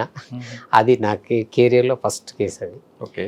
సో దాని తర్వాత 2000 సంవత్సరం ఎంటర్ అయింది, 1999-2000. అప్పుడు నాకు తెలిసి పౌర హక్కుల సంఘం నుంచి బాలగోపాల్ సారు ఆల్రెడీ హెచ్ఆర్ఎఫ్గా విడిపోయినాడు. అప్పటికే పౌర హక్కుల సంఘం నాయకత్వము అజమ్ అలీ భుజాన్ వేసుకున్నాడు. అజమ్ అలీ టీచరు, ఆయన జిల్లా కార్యదర్శిగా ఉన్నాడు. రామ్రెడ్డి అని ఇంకో కొంతమంది మిగిలిపోయారు. పౌర హక్కుల సంఘంగా మొత్తంగా నిర్మాణం ఉన్నది. నేను వెళ్ళిన తర్వాత మళ్ళీ నిర్మాణంలో నన్ను జాయింట్ సెక్రటరీగా పెట్టుకున్నారు. అప్పుడు పౌర హక్కుల సంఘంలో నేను పనిచేయడం మొదలుపెట్టిన. అప్పుడు ఉద్యమకారుల కేసులు, పీపుల్స్ వారు అరెస్టు, నా నాయకత్వం కార్యకర్తలు అరెస్ట్ అయితే సార్ నాకు కేసు ఇచ్చి ఈ కేసును బెయిల్ వేయాలా అది ఇది అని చెప్పేటోడు. అట్లా నేను పౌర హక్కుల సంఘంలో నా ప్రస్తావన అక్కడికి వెళ్ళి మొదలైంది. ఆ తర్వాత తీవ్ర నిర్బంధం కూడా, భయంకరమైన నిర్బంధం. అప్పటికి పౌర హక్కుల సంఘం 5గురిని కోల్పోయింది. జాపా లక్ష్మారెడ్డి, గోపి రాజన్న, నర్ర ప్రభాకర్ రెడ్డి, ఆ తర్వాత మన పురుషోత్తం హైదరాబాద్లో. ఇట్లా అజమల్ మా కార్యదర్శి, నా కళ్ళ ముందరనే హత్య. అదే చెప్తున్నా. సో ఇది పౌర హక్కుల సంఘంలో పనిచేస్తున్న క్రమంలో ఉద్యమకారుల వైపు నుంచి కేసులు వేయడం, బెయిల్ వేయడం, ట్రయల్ ఇవన్నీ జరుగుతున్న క్రమంలో అప్పుడు పురుషోత్తం రాష్ట్ర సహాయ కార్యదర్శి పౌర హక్కుల సంఘానికి. తను మహబూబ్నగర్లో ఉండేవాడు. భయంకరమైన బెదిరింపులు అవి వస్తే హైదరాబాద్కి వచ్చిండు. దిల్సుఖ్నగర్లో ఒక దగ్గర ఉండేది. ఆయనతో ఆయన బతుకున్నప్పుడు ఒక 2 ఫ్యాక్ట్ ఫైండింగ్లకు వెళ్ళినాం. ఒకటి చిట్యాల దగ్గర జరిగినటువంటి పెద్ద ఎన్కౌంటర్, అది ఒకటి ఆలేరు దాంట్లో జరిగినటువంటి ఎన్కౌంటర్. సారు వచ్చినప్పుడు ఆయన నా పురుషోత్తం వచ్చినప్పుడు ఆ 2 ఎన్కౌంటర్లో ఫ్యాక్ట్ ఫైండింగ్లో నేను కూడా ఉన్నా. సో ఎన్కౌంటర్లో మీరు వెళ్ళారు కదా, అందులో ఫ్యాక్ట్ ఏంటి చెప్పండి. చిట్యాల అంటే పక్కన ఊరు ఉంటుంది, ఆ ఊరు పేరు వస్తలేదు. ఆ ఊళ్ళో వీళ్ళు తోటలో షెల్టర్ తీసుకుంటారు. ఏది రామన్నపేట దగ్గర, అదే కదా? రామన్నపేట కాదు, ఇది ఇటువైపు వస్తుంది, చిట్యాలకు ఇటువైపు వస్తుంది, మునుగోడు ఆ ప్రాంతంలో వస్తుంది అనమాట. ఆ గ్రామంలో తోట ఉంటుంది, పెద్ద తోట, ఇది బత్తాయి తోట. ఆ బత్తాయి తోటలో వీళ్ళు షెల్టర్ తీసుకుంటారు. మా తోట కానుకొనే ఇండ్లు ఉంటాయి అన్నమాట. అయితే అది ఎట్లా లీక్ అయిందో ఏమో కానీ మొత్తంగా పెద్ద ఎన్కౌంటర్. దాంట్లో దాదాపు 7-8 మంది చనిపోతారు. దాంట్లో మా ఏరియాలో కట్ట రామస్వామి అని దళనాయకుడు, ఆయన కూడా చనిపోతాడు అందులో. దాంట్లో ఆ ఎన్కౌంటర్లో ఫ్యాక్ట్ ఫైండింగ్లో నేను కూడా పాల్గొన్నాను. అక్కడండి ఆలేరులో ఒక వాగులో ఒక దళ సభ్యుని చంపేస్తారు. అది ఎన్కౌంటరే. చంపినప్పుడు అక్కడ కూడా వెళ్ళినాము. అట్లాగా ధర్మోజిగూడెంలో ఒక అబ్బాయిని చంపేస్తారు, మిలిటెంట్ను. కానీ అప్పట్లో ఒక విమర్శ ఉండేదండి, చనిపోయింది నాయకులకి హక్కులు ఉంటాయా, పోలీసులకు ఉండవా అనే విమర్శ ఉండేది. ఇది ఎప్పుడు ఉంది, ఇప్పుడే కాదు. పోలీసులు కూడా పౌర హక్కుల సంఘము, కుటుంబాలే కదా. పౌర హక్కుల సంఘము పుట్టిన నాటి నుంచే ఈ వాదన ఎప్పుడు పోలీసు వాళ్ళ నుంచి వస్తూనే ఉంది. అది ఎక్కడి దాకా వెళ్ళిందని అంటే పౌర హక్కుల సంఘము హెచ్ఆర్ఎఫ్ విడిపోయే సమయానికి కూడా, ఆ తర్వాత ఇప్పటికీ అదే వాదన కొనసాగుతూనే ఉంది. మేము మనుషులం కామా, మా ప్రాణాలు కావా, ఉద్యమకారులకే హక్కులు ఉంటాయా, మాకుండవా అనే వాదన ఇప్పటిది కాదు, ఎప్పటి నుంచో వస్తుంది. పౌర హక్కుల సంఘానికి ఉన్నటువంటి కాన్సెప్ట్ ఏంటి అని అంటే, రాజ్యహింసను వ్యతిరేకించడంలోనే దాని పుట్టుక ఉంది. పౌర హక్కుల సంఘం 1973లో నేపథ్యం ఏంటంటే, అప్పటికి ఎన్కౌంటర్లలో ఉద్యమకారులను చంపేస్తున్నారు కాబట్టి రాజ్యానికి చంపే హక్కు లేదు, డ్యూ ప్రాసెస్ ప్రకారం శిక్షించండి, కోర్టులో హాజరుపరిచి కోర్టులో న్యాయపరమైనటువంటి ప్రక్రియ ద్వారా శిక్షలు వేయండి అని అంటుంది. కానీ చంపే అధికారం రాజ్యానికి లేదనేది పౌర హక్కుల సంఘం కాన్సెప్ట్. సో పీపుల్స్ వార్ మరి అదే విధంగా కాకుండా దొరికిన వాళ్ళు దొరికినట్లుగా వాళ్ళు కూడా పోలీసుల్ని రాజకీయ నాయకులు చంపారు కదా అదే టైం. అది ఆ చంపడం అనేది నాకు తెలిసినంత వరకు, నాకున్న అవగాహన వరకు, చంపడం అనేది పార్టీ నిర్ణయంలో కొన్ని సందర్భాల్లో మాత్రమే ఉంటుంది అనేది నాకున్న ఐడియా. సో రాజ్యము బలమైనటువంటిది, రాజ్యము ప్రజలపైన దాడి చేసే స్వభావం ఉంది, ఉద్యమకారులను అణిచివేతలో భాగంగా బలమైన శక్తివంతమైనటువంటి రాజ్యం కాబట్టి ప్రజలకు ఇక్కడ అంత శక్తి లేదు. వాయిస్లెస్ ఆఫ్ వాయిస్ అనేది పౌరకుల సంఘం గొంతుక కాబట్టి ప్రజల వైపు నుంచి ప్రజల హక్కులను కాలరాస్తున్నారు కాబట్టి దానిపైన మాట్లాడడానికే పౌరకుల సంఘంగా ఉంది. రాజ్యానికి అనేక మెకానిజం ఉంటుంది. ఇప్పుడు పోలీస్ యంత్రాంగం ఉంది. పోలీస్ యంత్రాంగంలో రాజ్యం వారి యొక్క మంచి చెడులు కానీ వారి యొక్క బాగోగులు కానీ చూసుకునే అవకాశం ఉంది. కానీ ఇక్కడ ఎవరూ లేరు. చంపినా కొట్టినా ఏం చేసినా ఎవరు మాట్లాడే వాళ్ళు లేరు కాబట్టి కాన్సెప్ట్ ఆఫ్ ది పౌరకుల సంఘం ఏంటంటే ఒక వాయిస్లెస్ ఆఫ్ వాయిస్ పీపుల్ గొంతుకగా ఇది ఎదిగింది. దీని మీద అనేక రకాల ప్రచారం ప్రభుత్వం చేసింది, ఇప్పటికీ చేస్తూనే ఉంది. కానీ పౌరకుల సంఘము ఎప్పుడైనా అదే స్టాండ్ మీద ఉంది. ఆ స్టాండ్ నువ్వు పక్కకు జరగలేదు. కాబట్టి రాజ్యహింసను వ్యతిరేకించడంలో భాగంగానే పౌరకుల సంఘం ఆవిర్భవించింది. అదే పంతను కొనసాగింది. అదే పందాలో నిర్బంధం పెరిగింది. చంద్రబాబు నాయుడు గారి పీరియడ్లో మీరు చూసిర్రు ఎంత భయంకరం అని అంటే అంత భయంకరంగా హక్కుల ఉద్యమం పైన ఉక్కుపాదం మోపింది. అందుకే అజమాలి ఎన్నిసార్లు తెగ్గూసినా మళ్ళీ మళ్ళీ చిగురించేదే పౌరకుల సంఘం అని తను చనిపోయక ముందు అనంతపురం మహాసభలకు వెళ్ళినప్పుడు ఆయన నినాదం రాస్తాడు. మీ సమకాలికులైన పురుషోత్తం గారు నాకంటే చాలా సీనియర్, నేను చాలా జూనియర్. అజాం గారు మీకు సమకాలీన. వీళ్ళిద్దరు ఆయన నాకంటే సీనియర్. వీళ్ళిద్దరు హత్యం చెప్పండి ఎలా జరిగింది? ఇక్కడ సరూర్ నగర్లో ఇక్కడ జరుగుతుంది.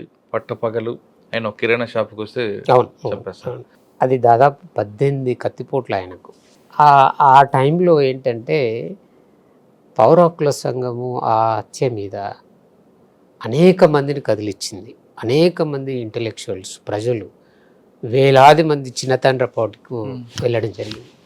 చిన్నతాండ్రపాడు పురుషోత్తం అన్న ఊరు. ఆ ఊరుకు లక్షలాది మంది కదిలేరు. ఆ హత్య ఏంటి అని అంటే పోలీసు వాళ్ళ ఎన్కౌంటర్లు బూటకమని, ఈ బూటకం ఎన్కౌంటర్లన్నీ పోలీసు హత్యలేనని బాగా ప్రచారం చేయడంలో చాలా కీలక పాత్ర పురుషోత్తం గారు ఎత్తుకున్న సమయంలో అది ఖచ్చితంగా టార్గెట్ అయ్యిండు. టార్గెట్లో భాగంగా ఈ సరెండర్ నక్సలైట్స్ను ప్రోత్సహించడం, వాళ్ళ ఆధ్వర్యంలో ఈ హత్య జరిగిందనేది. నేను లేను, ఆయన కిరాణా షాప్కు వచ్చినప్పుడు మధ్యలో ఇంటికి చేరకముందే ఆయన పైన దాడి చేసి అతి దారుణంగా చంపేస్తారు. అది ఈ హత్య జరిగిన తర్వాత ప్రజల్లో చాలా కదలిక వస్తుంది, ఖండిస్తారు. గద్దరన్న లాంటి వాళ్ళు పెద్ద ఎత్తున పాటల ద్వారా, కళాకారులు చాలా పెద్ద ఎత్తున, నల్గొండ నుంచి మేము కూడా వెళ్ళి అక్కడ జ్యోతక చేతిలో చెయ్యేసి అంటే ఈ మర్డర్ చాలా దారుణమైందని చెప్పడం, ప్రజలు సానుభూతి చెప్పడం, ఇదంతా కదలిక పెద్ద ఎత్తున కదిలింది. ఇది రాజ్యానికి సరిపోలే. అంటే ఈ హత్యతోటి ఆపాలనుకున్న ఏదైతే కాన్సెప్ట్ ఉందో అది ఆగకుండా పెళ్ళువలాగా ఎగిసిపడింది జనాలలో. దీన్ని ఆపాలంటే ఏం చేయాలి, ఇంకోటి చేయాలి అనేది ఒక కాన్సెప్ట్ అనేది నేను అనుకున్నా. అప్పుడు ఈ సంస్మరణ సభలు పెట్టాలి, అన్ని జిల్లాల్లో నడుస్తుంది, మన జిల్లాలో కూడా సంస్మరణ సభలు పెట్టాలనేది అజమాలి మాతో కూర్చొని 2-3 సార్లు మాట్లాడుకోవడం జరిగింది. జరిగిన తర్వాత అప్పటికే అంతంపేటలో ఒక ఎన్కౌంటర్ జరుగుతుంది, నారాయణపురం అవతల మరిగూడ దగ్గర. ఆ డెడ్ బాడీ విషయంలో ప్రిజర్వ్ చేయమని మేము చాలా సీరియస్గా స్టేట్మెంట్లు ఇవ్వడం ఇదంతా జరిగింది. వారం రోజులు ప్రిజర్వ్ అయింది ఆ డెడ్ బాడీ. ఆ తర్వాత అంతంపేట ఎన్కౌంటర్లో వాళ్ళు డెడ్ బాడీ వదిలిపెట్టి వెపన్ ఎత్తుకొని పోయినప్పుడు శివధర్ రెడ్డి గారు అప్పుడు ఎస్పీ అక్కడికి వెళ్ళినప్పుడు వాళ్ళు ఒక మైండ్ పెట్టి ఎస్కేప్ అవుతారు. అది తుడిలో తప్పిన ప్రమాదం అనేది ఒక పెద్ద సంచికగా మారుతుంది అన్నమాట. సో సిచ్యువేషన్ చాలా సీరియస్గా అయింది. అప్పుడు ఈ పోలీసులు ఎన్కౌంటర్లన్నీ బూటకం అని అజమాలి స్టేట్మెంట్ ఇవ్వడం, పౌరకుల సంఘం పీపుల్స్ వార్ జేవ్ సంస్థ అని ఎస్పీ గారు ఇవ్వడం కౌంటర్గా జరుగుతుంది బాగా ఈ న్యూస్లలో. సో మొత్తంగా చాలా కమిట్మెంట్గా అజమాలి పనిచేస్తున్నాడు కాబట్టి ఎక్కడో దగ్గర బ్రేక్ పెట్టాల్సింది అనేది ఆ కుట్ర కావచ్చు. మేము సంస్మరణ సభ డిసైడ్ చేసుకున్నాం నవంబర్ అనుకుంటా 18 తారీఖు, 4 తారీఖు అనుకున్నాం. అది 11కు వాయిదా పడ్డది, 11 నుంచి రద్దయింది. ఆ తర్వాత 18 నాడు అంబేద్కర్ కమిటీ హాల్ని బస్టాండ్ దగ్గరనే మా కోర్టు పక్కనే ఇక అక్కడ సభ ఏర్పాట్లు చేసుకున్నాం. అప్పటికి ఎవరు వస్తలేరు, బాగా కొంత టెన్షన్ వాతావరణం ఏర్పడ్డది. మా సభ్యులమే ఉన్నాం మేము. ఆ తర్వాత అజమల్ ఫోన్ చేయడానికి బయటికి వెళ్ళినాం, మేము లోపల ఉన్నాం. గుంటూరు నుంచి రాజారావు రావాల్సి ఉంది, మా లక్ష్మణ్ ప్రెసిడెంట్, ఆయన వైస్ ప్రెసిడెంట్ అనుకుంటా, ఆయన రావాల్సి ఉంది, ఇంకా రాలేదు. ఈ లోపే ఆ టెలిఫోన్ బూత్ ఉంటుంది, టెలిఫోన్ బూత్ దగ్గరికి వెళ్ళి ఫోన్ చేయడానికి సహచర మిత్రులకు రావడానికి ఫోన్ చేసినప్పుడు అక్కడే అటాక్ చేసి ఆయన కొద్ది దూరం వచ్చి చెప్పు ఏదో తెగుతుంది, ఇట్లా కూలబడతాడు. కూలబడ్డాకనే గేరేసి చుట్టూ గేరేసి నరుకుతుంటారు. అప్పుడు మేము లోపల ఉండి చూసి మళ్ళీ లోపలికి వచ్చే వాళ్ళు ప్రయత్నం చేస్తున్నప్పుడు మేము అక్కడి నుంచి ఎస్కేప్ అవుతాం. సో అక్కడ మర్డర్ జరిగిన తర్వాత వెంటనే మొత్తము రాష్ట్ర కమిటీ గద్దరన్న, వరవర్రావు వీళ్ళంతా వచ్చి మిర్యాలగూడకు షిఫ్ట్ చేస్తారు. నేను అక్కడి నుంచి మళ్ళీ హైదరాబాద్కి వచ్చి హైదరాబాద్కి వెళ్ళి మళ్ళీ మిర్యాలగూడ అంత్యక్రియలకు అందుకుంటా. అంటే అప్పటికి ఏంటంటే ఈయన ఎక్కడ పోయిండు అనేది కొద్దిగా ఆందోళనగా ఉండదన్నమాట. ఫోన్లు లేవు, అప్పుడు ఏం లేవు. నేను ఎట్టు పోయిండు అనేది ఒక ఆందోళన క్రియేట్ అయింది. మళ్ళీ నేను అంత్యక్రియలకు చేరుకున్న మిర్యాలగూడ వచ్చే వరకు. సో మొత్తంగా ఏంటంటే హత్య అతి దారుణమైన హత్య. తెల్లారే మా పౌర హక్కుల సంఘం జిల్లా అధ్యక్షుడు రాజీనామా, అది చాలా డిమోరల్ చేసినటువంటి, అది కొంత ఆ స్టెప్ తీసుకోవాల్సి లేకుండే కానీ తీసుకున్నాడు. ఆయనకి ఎంత బెదిరింపులు వచ్చాయో అంటే బెదిరింపులు అంటే ఒకవైపు ఇది జరుగుతుంది, అంత్యక్రియలు ముగింపు దశకు వచ్చినాయి, కొంత జరుగుతుంది. ఇంకోవైపు ఈ వార్త వచ్చేసరికి కొద్దిగా పౌర హక్కుల సంఘం మీద కొంత సెట్ బ్యాక్, అంటే కొంత రిమార్కబుల్గా అనేది వచ్చింది. సార్ అప్పట్లో పౌర హక్కుల గురించి మాట్లాడే వ్యక్తుల్ని టార్గెట్ చేసి చంపడం అనేది నయీం గ్యాంగ్ పని. మరి అదే నయీం గ్యాంగ్ మిమ్మల్ని టార్గెట్ చేయలేదా? అదే ఆ క్రమంలో ఏమైందంటే ఇక నా ముందల అంటే ఈ భయంకరమైన హత్య ఒకవైపు, ఇంకొక వైపు అసలు ఏంది ఈ మనుషుల ముందలనే చంపడం ఏంటి అనేది కొంత నేను మళ్ళీ ఇక్కడ ప్రాక్టీస్ చేయలేనేమో, చేస్తే చాలా సీరియస్గానే ఉంటుందేమో అని చెప్పి ఒక గందరగోళం అయితే పడ్డా. కానీ రాజీనామా అయితే చేయలేదు. రాజీనామాకు ప్రయత్నాలు ఫోన్లు వచ్చినాయి, చేయాలి అందరు చేస్తూ నువ్వెందుకు చేయవని అంటే నేను చేయను అని చెప్పేసిన, చేయలేదు కూడా. సో చేయని కారణంగా నేను ఇంకా ఇక్కడ ప్రాక్టీస్ చేయడం కరెక్ట్ కాదేమో అని మళ్ళీ బొంబాయి బాట పట్టాల్సిందేనా అని కూడా ఆలోచన వచ్చింది. వచ్చినప్పుడు నా మిత్రుడు ఇక ఒక చిన్న లెటరు ద్వారా చాలా అద్భుతమైన పదాలు ఉంటాయి అందులో, అది నన్ను ఆపింది ఇక ఆ నిర్ణయాన్ని. సో అది ఆపడంతో ఇక నేను ఆగిపోయి కొద్దిగా స్లోగా లో ప్రొఫైల్గా, అంటే మరీ అంత కాకుండా కొంత అక్కడ స్లోగా నిలబడిపోయినా. దాంతో నల్గొండ కోర్టులోనే కొంత గ్యాప్ ఇచ్చి 1 month అట్లా గ్యాప్ ఇచ్చి కొంత అట్లా స్లోగా ప్రాక్టీస్ మళ్ళీ స్టార్ట్ చేసి మళ్ళీ ఉద్యమకారుల కేసులు మళ్ళీ మొదలవుతున్న క్రమంలో నాకు తెలిసి చర్చల పీరియడ్ అది 2004 నల్లదండు ముఠ, అది భయంకరమైన దాడులు. నేను ఇవన్నీ భయంకరంగా దాడులు చేయడము, ఏదన్నా అవకాశం ఉంటే పోలీసు వాళ్ళ కంటే ముందే వాళ్ళు చేరుకొని అట్లా చాలా భయంకరంగా చంపడము, మాయం చేయడం, ఇదంతా మొదలవుతున్న క్రమంలో ఇక నేను కొంచెం ప్రాక్టీస్లో నిలబడి కొంచెం చేస్తున్న క్రమంలో అప్పుడు ఒకటేంటంటే నా గురించి సమాచారం తెలుసుకున్న నయీము ఫోన్లు చేయడం మొదలుపెట్టింది. ఫోన్లు అంటే నేను మేజిస్ట్రేట్ ఎగ్జామ్ కూడా ప్రిపేర్ అయ్యి రాయాలనే ఆలోచనతో అప్లై చేస్తే ఎగ్జామ్ పీరియడ్లోనే వరంగల్లో సెంటర్ పడ్డది. వరంగల్ బయలుదేరుతున్న క్రమంలో ఫోన్ వచ్చింది. ఫస్ట్ అన్నతోటి మొదలవుతుంది ఫోన్ కాల్, అన్నతోటి మొదలయ్యి ఆ తర్వాత అన్న నువ్వు కలవాలని అంటే నేను ఎందుకన్నా కలిసేది అని నేను లేదు నువ్వు కలవాలంటే అట్లా 2-3 సార్లు మాట్లాడి కట్ చేసి ఎగ్జామ్కి అయితే అటెండ్ అయినా కానీ ఎగ్జామ్ సరిగ్గా రాయలేదు. ఆ తర్వాత క్రమంలో ఈ కేసులు చేస్తున్న క్రమంలో ఆయన అజమాలి మర్డర్ కేసులో అపియరెన్స్ కావాల్సి ఉంది, బెల్లిలలిత కేసులో, ముక్క కరుణాకర్ కేసులో అపియర్ కావాల్సి ఉంది. కోర్టులో నేను ఉండడం ఆయనకి ఇష్టం లేదు. ముఖ్యంగా కోర్టులో ప్రాక్టీస్ చేసుకుంటూ ఉండడం వల్ల తనకు మరి ఏం అనుమానం వచ్చిందో ఏమో కానీ ఇతను ఉండడం ఇక్కడ డేంజర్ అనేది కన్ఫర్మ్ చేసుకున్నట్టుండు. ఇక నన్ను ఫోన్లల్లో బెదిరించి ఖచ్చితంగా నువ్వు కలవాలనేది ఒకటి. ఈలోపే కావలి యాదగిరి కేసులో ఒక 15 కేసులు, అట్లాగే భారతక్క అరుణ అని 75 కేసులు. ఆ 75 కేసులలో నల్గొండ ట్రయల్ కోర్టులే అన్ని. ఈ కేసులలో ఈయనకు బెయిల్ వచ్చింది 2-3 నెలల తర్వాత. ఆమె కేసులు 3 నెలల తర్వాత నల్గొండకు ట్రయల్కి వచ్చినాయి. ఓకే. ఈ క్రమంలో సీరియస్గా బెయిల్ మీద రిలీజ్ కావడం, కావలి యాదగిరి ఇంత తొందరలో బెయిల్ రావడం ఏంటనేది ఎస్పీ గారు పిలిపియడం, మాట్లాడడం, ఇదంతా ఇదే సమయంలో ఒరిస్సాలో ఒక దాడి జరగడం, ఇది ఆ సముద్రంలో పోతుంటే 35 మంది సిఆర్పిఎఫ్ కానిస్టేబుల్, అది పెద్ద ఇన్సిడెంట్ అది. ఆ క్రమంలో ఎండ్రికిచ్చల పేరుతోటి ఫోన్లు, ఒరిస్సా ఎండ్రికిచ్చ ఆ పేరు పెట్టి నేను కోర్టులోనే బాంబులు వేసి చంపుతామని యాదగిరికి నాకు ఇక చాలా టెన్షన్ క్రియేట్ అయింది. అప్పుడు యాదగిరి అవుట్ రైట్గా బయటకు వచ్చి నాకు నా న్యాయవాదికి ఏది జరిగినా ప్రభుత్వమే బాధ్యత వహించాలని చెప్పి స్టేట్మెంట్ ఇవ్వడం అదంతా అప్పుడు జరిగింది. అట్లా డేట్లతో సహా ఆయన నేను ఈరోజు వస్తున్న కోర్టుకు మీ వాళ్ళని రమ్మనండి, మా వాళ్ళు ఎవరు అనేది నేను రమ్మనంటే మా వాళ్ళు ఎవరు అనేది నేను పరిశాను.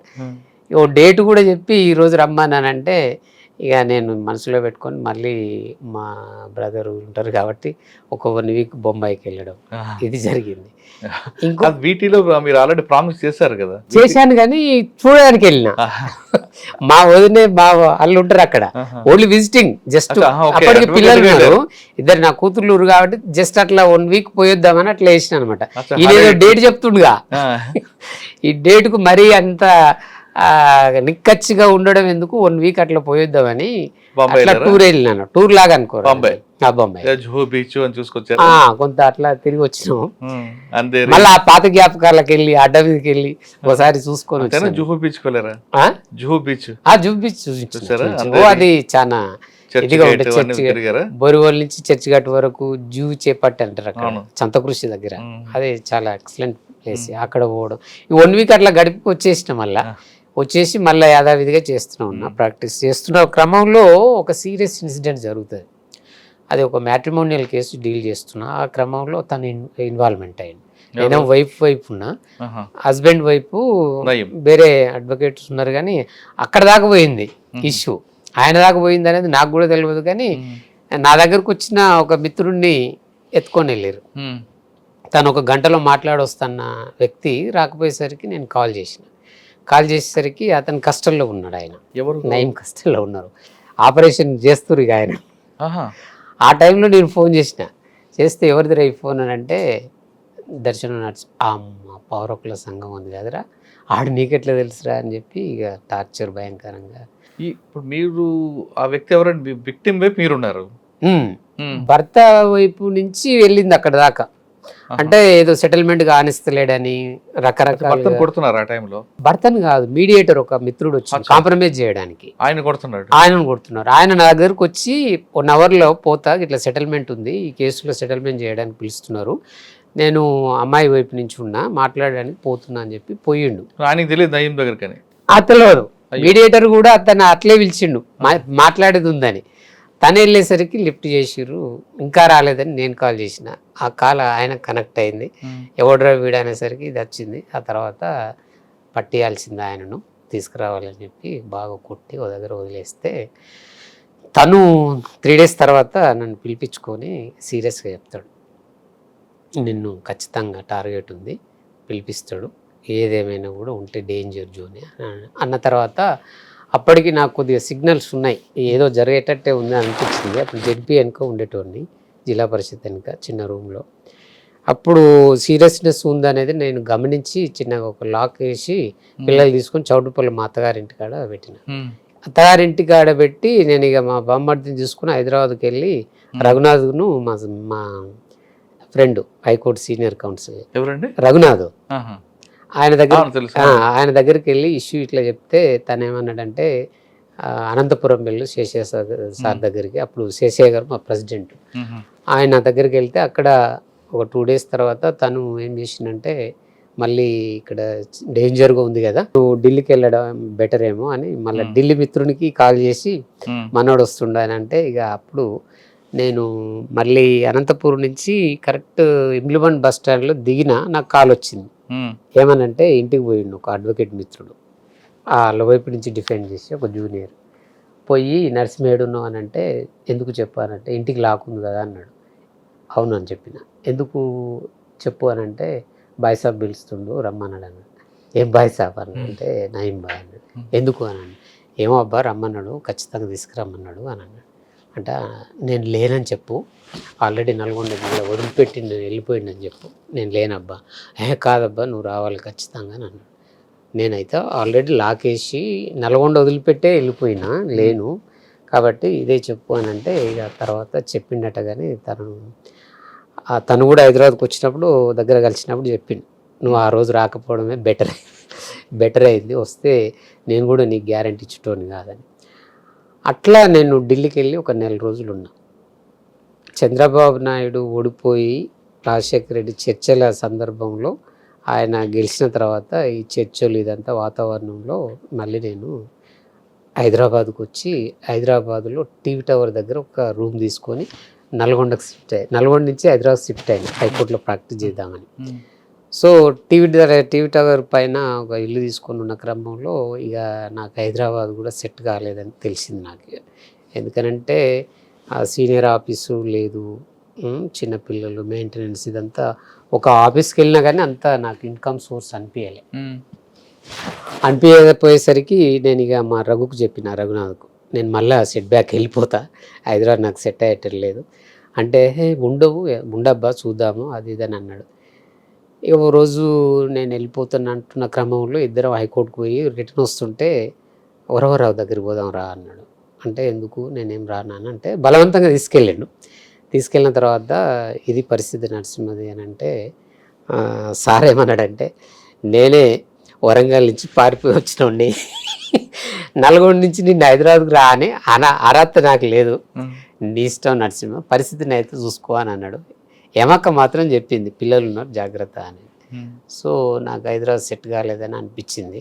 మళ్ళీ సమానంతో తీసుకెళ్ళి నల్గొండకి వెళ్ళి ధైర్యంగా ఏమన్నా కానీ ఇక ఢిల్లీ అయిపోయింది, హైదరాబాద్ అయిపోయింది, ఇక ఉన్నది ఒకటే సోర్స్ నల్గొండ ఏది ఏమన్నా కానీ ఇక నిబ్బరంగా ఖచ్చితమైన నిర్ణయం తీసుకొని ప్రాక్టీస్ చేయడం మొదలుపెట్టిన తర్వాత ఈ ప్రాక్టీస్ నడుస్తూనే ఉంది. భారత కేసులు చేస్తున్నాం. ఆ టైంలో మళ్ళీ ఈ కాల్స్ వస్తే ఇక నేను ఒకటే డిసైడ్ చేసుకున్నాను, కట్ చేయడం వదిలేయడం. ఆ తర్వాత ఇక కోర్టులు బాంబులు వేసి చంపేస్తామని ఇట్లా రకరకాలుగా ఫోన్లు వచ్చినాయి. అయినా కూడా కేవలం బెదిరింపే కదండి, అవసరం అనుకుంటే మనిషి కూడా వచ్చి లిఫ్టింగ్ చేస్తారు కదా. ఖచ్చితంగా ఆయన సిస్టమే అది.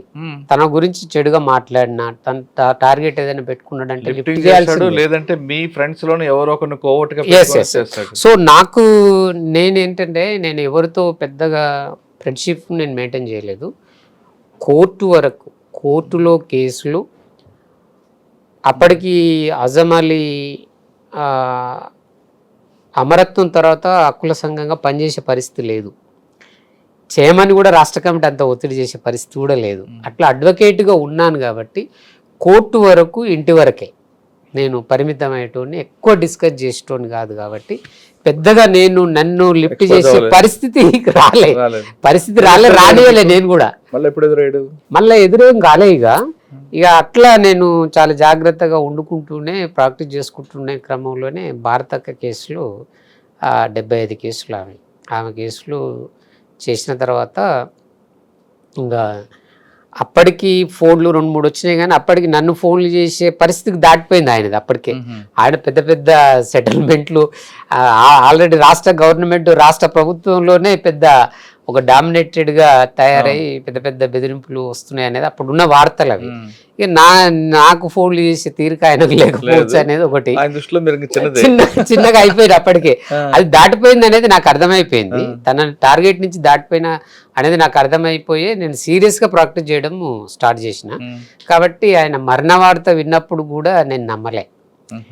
ఆయన చనిపోయిన తర్వాత ఆ టీవీలో బాగా వస్తుంది, నేను పై కోట్ల తిరుగుతున్నా, మా అడ్వకేట్స్ అంతా చెప్తున్నారు, అరే అయిపోయిండు వేసేసిరది అంటే అంత ఈజీ కాదులేవా అని నేను కూడా దాటేసుకుంటూ పోతున్నా.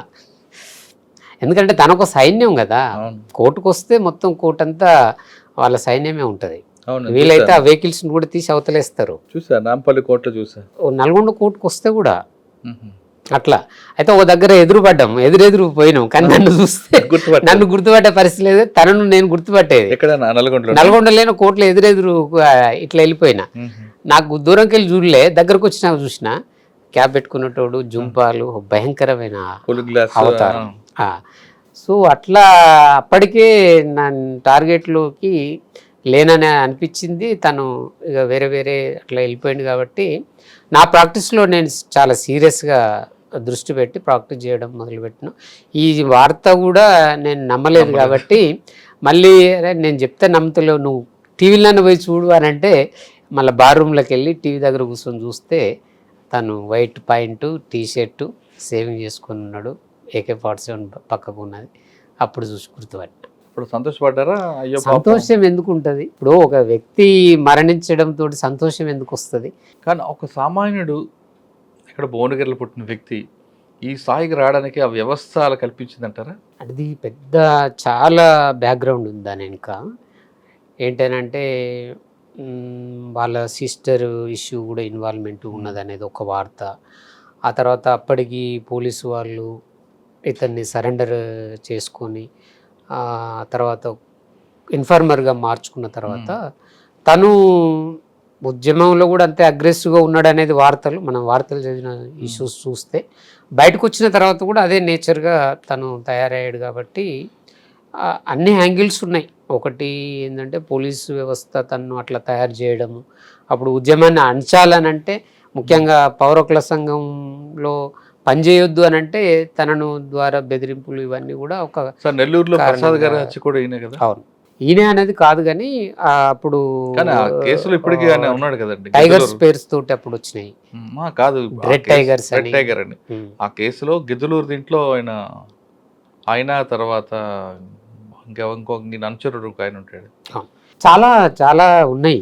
మనకు నల్గొండ జిల్లా, తను భువనగిరి ఏరియా కాబట్టి నేను నల్గొండ జిల్లాలో ప్రాక్టీస్ చేయడం మొదలుపెట్టినాను. కాబట్టి ఈ గందరగోళం చాలా ఒకానొక టైంలో పౌరకుల సంఘం కూడా నరసింహకి ఏమవుతుందో, ఏ క్షణంలో ఏమవుతుందో అనేది కూడా ఒక టాక్ జరిగింది అనమాట. అంత తీవ్ర నిర్బంధము. సార్ నయం తర్వాత అమృత మధ్యలో మంచి కేసులు ఉన్నాయి మీవి?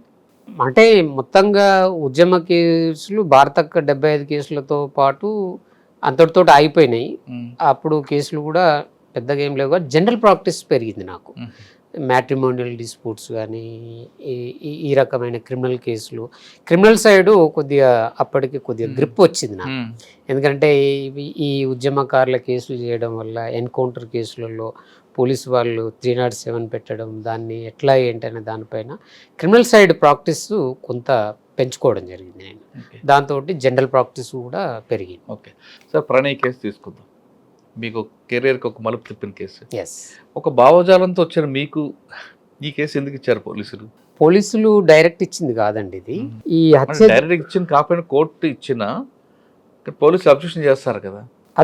అదే ఇక్కడ ఏంటంటే హత్య జరిగిన తర్వాత అది చాలా వైడ్ ఎక్స్పోజ్ అయింది. హత్య జరిగిన 2-3 గంటల్లోపే అక్కడ హక్కుల సంఘాలు, పౌరకుల సంఘం వాళ్ళు, అక్కడ ఉన్నటువంటి అందరూ హాస్పిటల్ దగ్గరికి వెళ్ళడం, నల్గొండకి వెళ్ళి నేను కూడా వెళ్ళాం. నేను ఇంకా కొంతమంది మిత్రులం వెళ్ళాము. ఈ హాస్పిటల్ జ్యోతి హాస్పిటల్లోనే నేను ప్రెస్లో మాట్లాడినా. అప్పటికి FIR అయిందో కాలేదో కానీ SC/ST అట్రాసిటీ యాక్ట్ మాత్రం ఖచ్చితంగా పెట్టాలని ఒక మీడియాలో మాట్లాడినా నేను. అక్కడి నుంచి తెల్లారి ఈ ఫినరల్ ఇదంతా జరుగుతున్న క్రమంలో వేలాది మంది కదిలి రావడం, మిర్యాలు కూడా మొత్తం నిండిపోవడం, మా పౌరకుల సంఘం నాయకత్వం అంతా రఘునాథు, డాక్టర్ లక్ష్మణ్ గారు, వీళ్ళందరం ఒక స్లోగన్, కుల దురంకారాత్యలు ఖండించండి అని ఒక పెద్ద స్లోగను ఇవ్వడము, ఇదంతా కూడా ఆ రోజు ప్రజలు వాలంటరీగా హక్కుల సంఘాలను, కుల సంఘాలను, రాజకీయ పార్టీలు, ప్రజా సంఘాలు అన్నీ కూడా తమ వంతు బాధ్యతగా అంత్యక్రియలో పాల్గొని మారుతిరావు చేసిన ఈ హత్యను ఖండించారు. All political parties. సో ఇది పోలీసు యంత్రాంగాన్ని కదిలించింది ఈ ప్రజా వెల్లువ ఇదంతా. సో అక్కడ అంత్యక్రియల తర్వాత మళ్ళీ పౌరకుల సంఘం నాయకత్వంలో వెళ్ళి బాధితుని మన ఈ కుటుంబాన్ని కలిసి, బాలస్వామిని కలిసి ఒక భరోసా ఇవ్వడం, ఇదంతా కూడా జరిగింది. అప్పుడు నేను అనుకున్న ఏంటంటే ఈ కేసు నేనే చేయవచ్చు అని చెప్పి అనుకున్నాను నేను ఆ రోజు. ఎందుకనంటే ఈ SC/ST యాక్ట్ మీద మంచి గ్రిప్ ఉంది మాకు. అప్పటికే 10 సంవత్సరాలు పనిచేసిన యాక్ట్ మీద. సో ఆ తర్వాత విక్టిమ్ వీళ్ళు వేరే వేరే అడ్వకేట్స్ని చూసుకోవడం, పర్చూ చేయడం, ఇదంతా 1 year ప్రక్రియ జరిగింది. 1 year 6 నెలలు అట్లా జరిగింది. జరిగిన తర్వాత ఈ మారుతిరావు PD యాక్ట్ మీద బయటకు వచ్చిన తర్వాత కూతురు కోసం రాయబారం పంపి మళ్ళీ అమృతను తీసుకురావాలని చెప్పి ప్రెషర్ చేస్తాడు. చేసినప్పుడు మీడియేటర్లు పంపించి మాట్లాడినప్పుడు అప్పుడు పోలీసు వాళ్ళు ఏం చేస్తారంటే ఒక కేసు పెడతారు మారుతిరావు మీద. కేసు పెట్టినప్పుడు ఏంటి అని అంటే FIR అయింది కాబట్టి కోర్టు బెయిల్ కండిషన్స్ చాలా సీరియస్గా, అప్పుడు స్పెషల్ జడ్జి ఉండే, ఇలా బెయిల్ గ్రాంట్ చేస్తూ 90 days తర్వాత ఇచ్చినటువంటి డిఫాల్ట్ బెయిల్లో కండిషన్స్ చాలా పెడతాడు అనమాట. సో ఇంకా నేరం ఫర్దర్ అఫెన్స్ చేస్తే బెయిల్ క్యాన్సిల్ అట్లా. సో FIR కాగానే బెయిల్ క్యాన్సిలేషన్ ఆఫ్ బెయిల్ కోర్టులో వేయాలి. వేయాలంటే ఎవరు వేయాలి? అప్పటికి ఛార్జ్ షీట్ ఫైల్ చేసి రంగనాథ్ గారు ఇదంతా కోర్టులో వేయడం, ఈ PP ఎవరు ఉంటే బాగుంటుంది అనేది ఒక చర్చ జరిగింది. జరిగినప్పుడు వాళ్ళు ఏం చేశారంటే అప్పటికి బాలస్వామి వైపు నుంచి కొంత పరిచయాలు రఘునాథు నేను వెళ్ళడం మాట్లాడడం జరిగింది కాబట్టి ఇక వాళ్ళు ఏమన్నారంటే నరసింహ గారిని చేసుకోవడం బెటర్ కదా అని చెప్పి బాలస్వామికి ఐడియా వచ్చింది ఆల్రెడీ. వాళ్ళు ఏం చెప్పలే, పోలీసు వాళ్ళు చెప్పలే.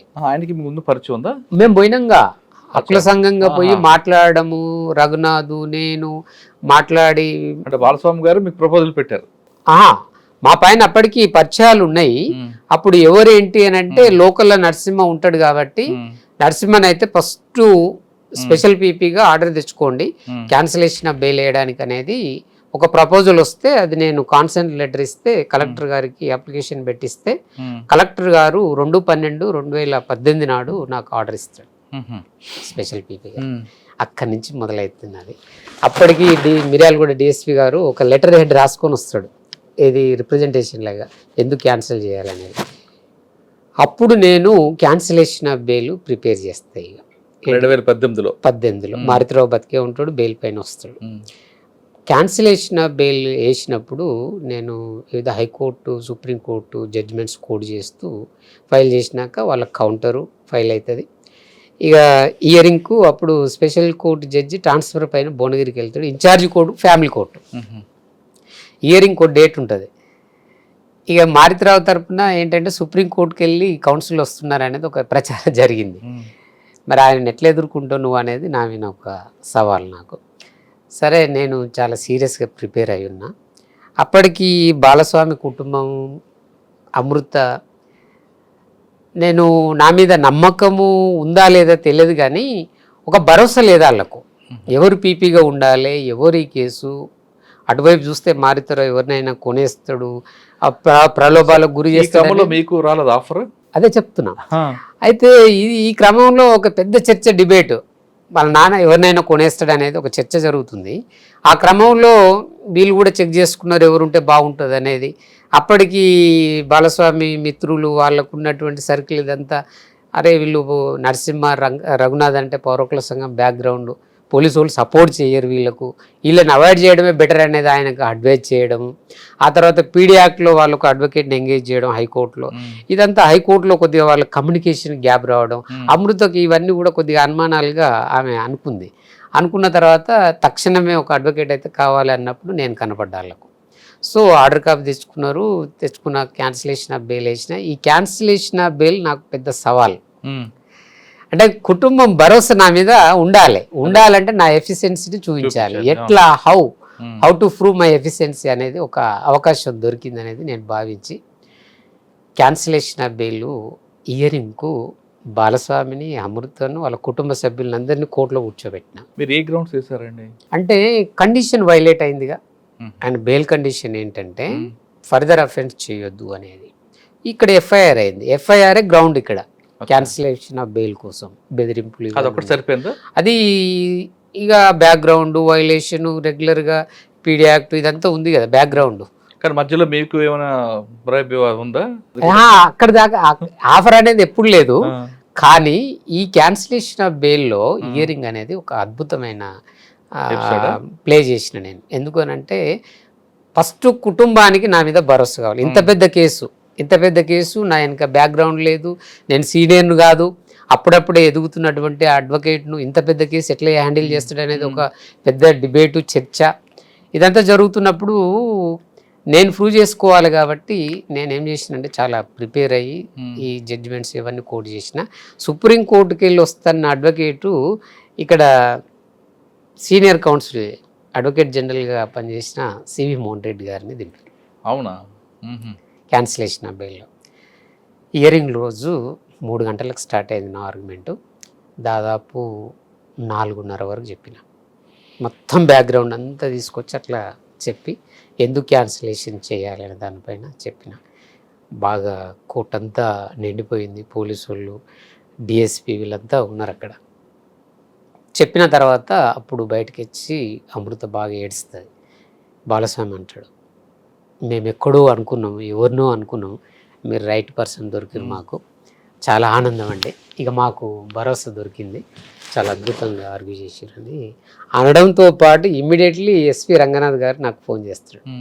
ఆయనకి పోలీసు వాళ్ళు, లైజన్ ఆఫీసర్లు అంతా కాల్ చేసి అద్భుతంగా ఆర్గ్యూ చేసిండు. స్పెషల్ పీపీ గారు the history of the judiciary చాలా బాగా ఆర్గ్యూ చేసిండు సార్ అని చెప్పడంతో అర్జెంటుగా నన్ను రమ్మని అంటే అప్పుడు నేను, అమృత కుటుంబం వీళ్ళంతా వెళ్ళి రంగనాథ్ గారితో ఇంటరాక్ట్ అవుతాం ఒక అర్ధగంట సేపు.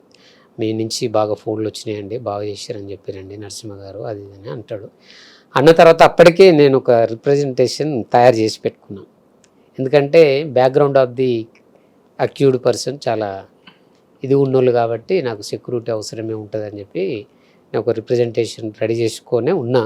అది ఆ టైంలో రంగనాథ్ గారికి ఇస్తే అదేం లేదు మీకు సెక్యూరిటీ ఇస్తామని చెప్పి ఆ రోజు నుంచి గన్మెన్ నాకు ఇచ్చాడు. సో ఆ క్యాన్సిలేషన్ ఆఫ్ బెయిల్ ఏమైందంటే అల్టిమేట్గా డిస్మిస్ అవుతుంది నేను వేసిన petition.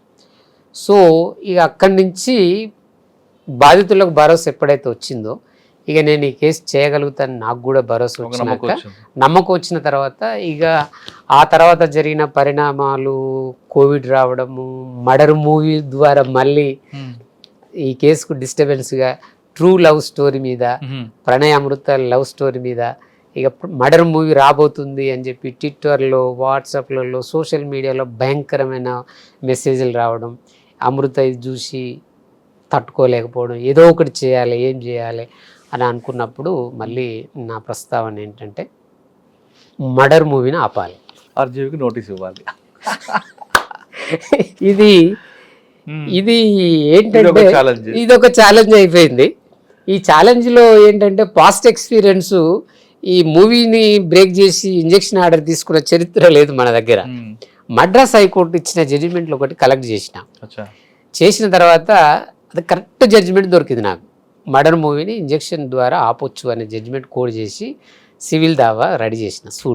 Suit for not to release the murder movie, interior murder, తక్షణం ఆపాలి, రేపే రిలీజ్ అని వస్తుంది అది. దీంతో మంచి ప్లీడింగ్స్ రాసి జడ్జిమెంట్ కోడ్ చేసి ఆర్గ్యూ చేసిన. ఇదే జడ్జి గారి దగ్గర, క్యాన్సిలేషన్ ఆఫ్ బెయిల్ ఉన్న జడ్జి గారి దగ్గరికి వెళ్ళింది ఈ కేసు కూడా, ఎందుకంటే రిలవెంట్ ఫ్యాక్ట్స్ కదా. కానీ ఆర్జీవి తరపున ఎవరు వచ్చారు? ఒక లాయర్ ఉన్నారు, Okay. ఆయన defense. వాళ్ళు- మా దగ్గరే ప్రాక్టీస్ చేస్తాడు. వాళ్ళ స్టోరీ ఏంటి? పబ్లిక్ డొమైన్ లో ఉందిగా, పబ్లిక్ డొమైన్ లో ఉంది కాబట్టి ఎవ్రీబడి కెన్ సార్ సాధారణ Use this, పబ్లిక్ సమాజం నుంచి వస్తాయి. ఎస్. ఇప్పుడు మీరు చెప్పిన అమృత ప్రణయ్ కేసు పేరు మార్చి తీర్చే నష్టం ఏంటి? పేరు మార్చలేగా, అందులో మార్చలేదు కానీ పేరు మార్చి తీర్చే నష్టం ఏంటి? ట్విట్టర్లో కానీ ఫేస్బుక్లో వాట్సాప్లో కానీ ఎక్కడ చూడు ఇలా ఫోటోలు యాస్టీజ్ పేర్లు వచ్చినాయి, అదే అబ్జెక్షనబుల్. సో నా ప్లీడింగ్లో ఏముంది అని అంటే, ఒకవైపు క్రిమినల్ కేసు పెండింగ్ ఉంది, ఇంకొక వైపు అదే స్టోరీ తోటి అదే దాంట్లో ఉన్న డిసీజ్డ్ అందులో ఉన్న విక్టిమ్ పేర్లే దీంట్లో రిఫ్లెక్ట్ అవుతున్నాయి. సో ది కేసు ఏదైతే క్రిమినల్ కేసు పెండింగ్ ఉందో దానికి ప్రెజ్యూడిస్ అయ్యే అవకాశం ఉంది, ముందస్తుగానే ఒక ఆలోచనకు వచ్చే అవకాశం ఉంది. 102 మంది విట్నెస్లు ఇక్కడ. సో ఈ మర్డర్ మూవీ అంతా కూడా ఎట్లా డ్రైవ్ చేస్తుంది అని అంటే, డాక్టర్ది తప్పు తండ్రిది ఏం తప్పు లేదు అనే కాంటెంట్ ఉంది దాంట్లో. అవును సో మర్డర్ తప్పు కాదనే సంకేతాలు ఇవ్వబోతుంది అనేది నేను గ్రహించిన. సార్, అదే సబ్జెక్ట్ ని పేరు మార్చి తీస్తే మీకు అబ్జెక్షన్ లేదు? అదే తర్వాత హైకోర్టుకు వచ్చినాక అదే అయిందిగా. హైకోర్టుకు వచ్చిన తర్వాత కండిషన్స్ ఏంటంటే చేంజెస్, పేర్లు అవన్నీ కూడా మార్చుకున్నారు. మార్చుకున్న తర్వాత రిలీజ్ అయింది. ఇప్పుడు సాధారణంగా సమాజంలో ఒక స్టోరీ జరుగుతుంది, అది యాస్టీజ్గా తీస్తే మీరు అన్నట్లుగా కేసు ట్రయల్లో ఉంది కాబట్టి ఎస్ దాని ఇంపాక్ట్ ఉంటుంది. ఎస్ కానీ ఆ ట్రయల్లో ఉండే సమయంలో ఆ కేసు తొందరగా చూపించాలి, ప్రజలకు చూపించాలి అనే ఉద్దేశం కొంతమంది డైరెక్టర్లు ఉంటారు. అంటే అందులో పాత్ర పేరు మార్చి చిన్న వైలేషన్ చూపించుకుంటే సరిపోతుంది అంతే కదా. ఇప్పుడు ఒక మర్డర్ కేసు పెండింగ్ ఏదో ఏదైనా కానీ ముందస్తుగా ఒక నిర్ణయానికి వచ్చే అవకాశం ఉంటుంది సమాజము, రిజల్ట్ రాకముందే. కేసు ఏందనేది డిసైడ్ కాకముందే సమాజానికి ఒక సంకేతం పంపిన వాళ్ళు అవుతారు కదా. అంటే పాత్రల పేరు మార్చి మనం తీసుకోవచ్చు, దానికేం అభ్యంతరం లేదు. ఎక్కడన్నా సేమ్ కాంటెంట్ రాకుండా జాగ్రత్త పడితే సరిపోతుంది. అట్లే జనం ఎవరు చూడరని ఆయన అభిప్రాయం. కరెక్టే, కానీ ఇక్కడ కేసుకి ఎఫెక్ట్ అవుతుంది. అందుకే సెక్షన్ 15లో అమెండ్మెంట్ 2015 తర్వాత SC/ST PO యాక్ట్లో అద్భుతంగా దాంట్లో పెడతారు. అదే తీసుకున్నా నేను. సెక్షన్ 15 అప్లై చేసిన, సెక్షన్ 15 అప్లై చేసి దాని కింద ఏంటంటే కేసు పెండింగ్ ఉన్నప్పుడు విక్టిమ్స్ కానీ విట్నెసెస్ పేర్లు కానీ బయటికి ప్రచారంలోకి రాకూడదు. The rights of the victim and witnesses అనేది ఆ సెక్షన్ ఆఫ్ లా, దాని కిందనే తీసుకున్నది. మద్రాస్ కోడ్ SC/ST PO యాక్ట్లో ఇప్పుడున్న చట్టంలో ఉన్నటువంటి ఆ సెక్షన్, దాని కింద రైట్స్ ప్రివైల్ అయినాయి అనమాట.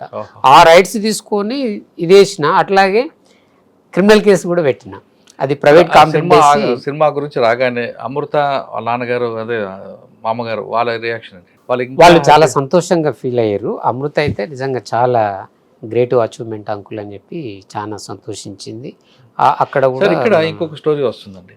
పెళ్లి చేసుకోవడం వరకు అయిపోయింది, తర్వాత శ్రీమంతం తర్వాత జరిగే ఫంక్షన్, శ్రీమంతం కాదు రిసెప్షన్, ఆ ఫంక్షన్ అది ఎక్కువగా వైరల్ చేయడం, దాంతోనే అమృతం మరింత కసిగా పెరిగాడు అనేది వాస్తవం అంటారు. అదొక కారణమై ఉంటది, అంతేగాని అదే కాదు. సరే, వాళ్ళు ప్రీ వెడ్డింగ్ షూట్ చేశారు. చేసుకున్న తర్వాత ఏ తండ్రికైనా కోపం ఉంటుంది. ఆయన కొంతకాలం కనబడకుండా ఉంటే బాగుంటుందేమో కదా. కనబడకుండా ఉండాలి అనేది కాదు కదా, పరారి అయిపోయి జీవించాలనేది ఉండకపోవచ్చు కదా అందరికీ.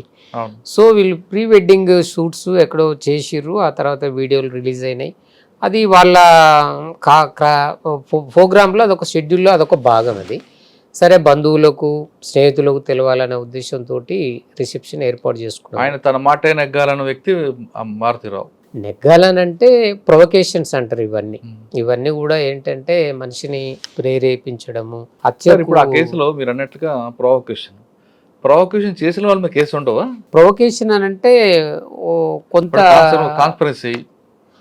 కాన్స్పిరసీ ఎలాగో అప్లై అయ్యింది కదా. కాన్స్పిరసీ కుట్రదారులు ఎవరైతే పాత్రదారులు ఉన్నారో వాళ్ళందరి మీద కేసు అయింది కదా.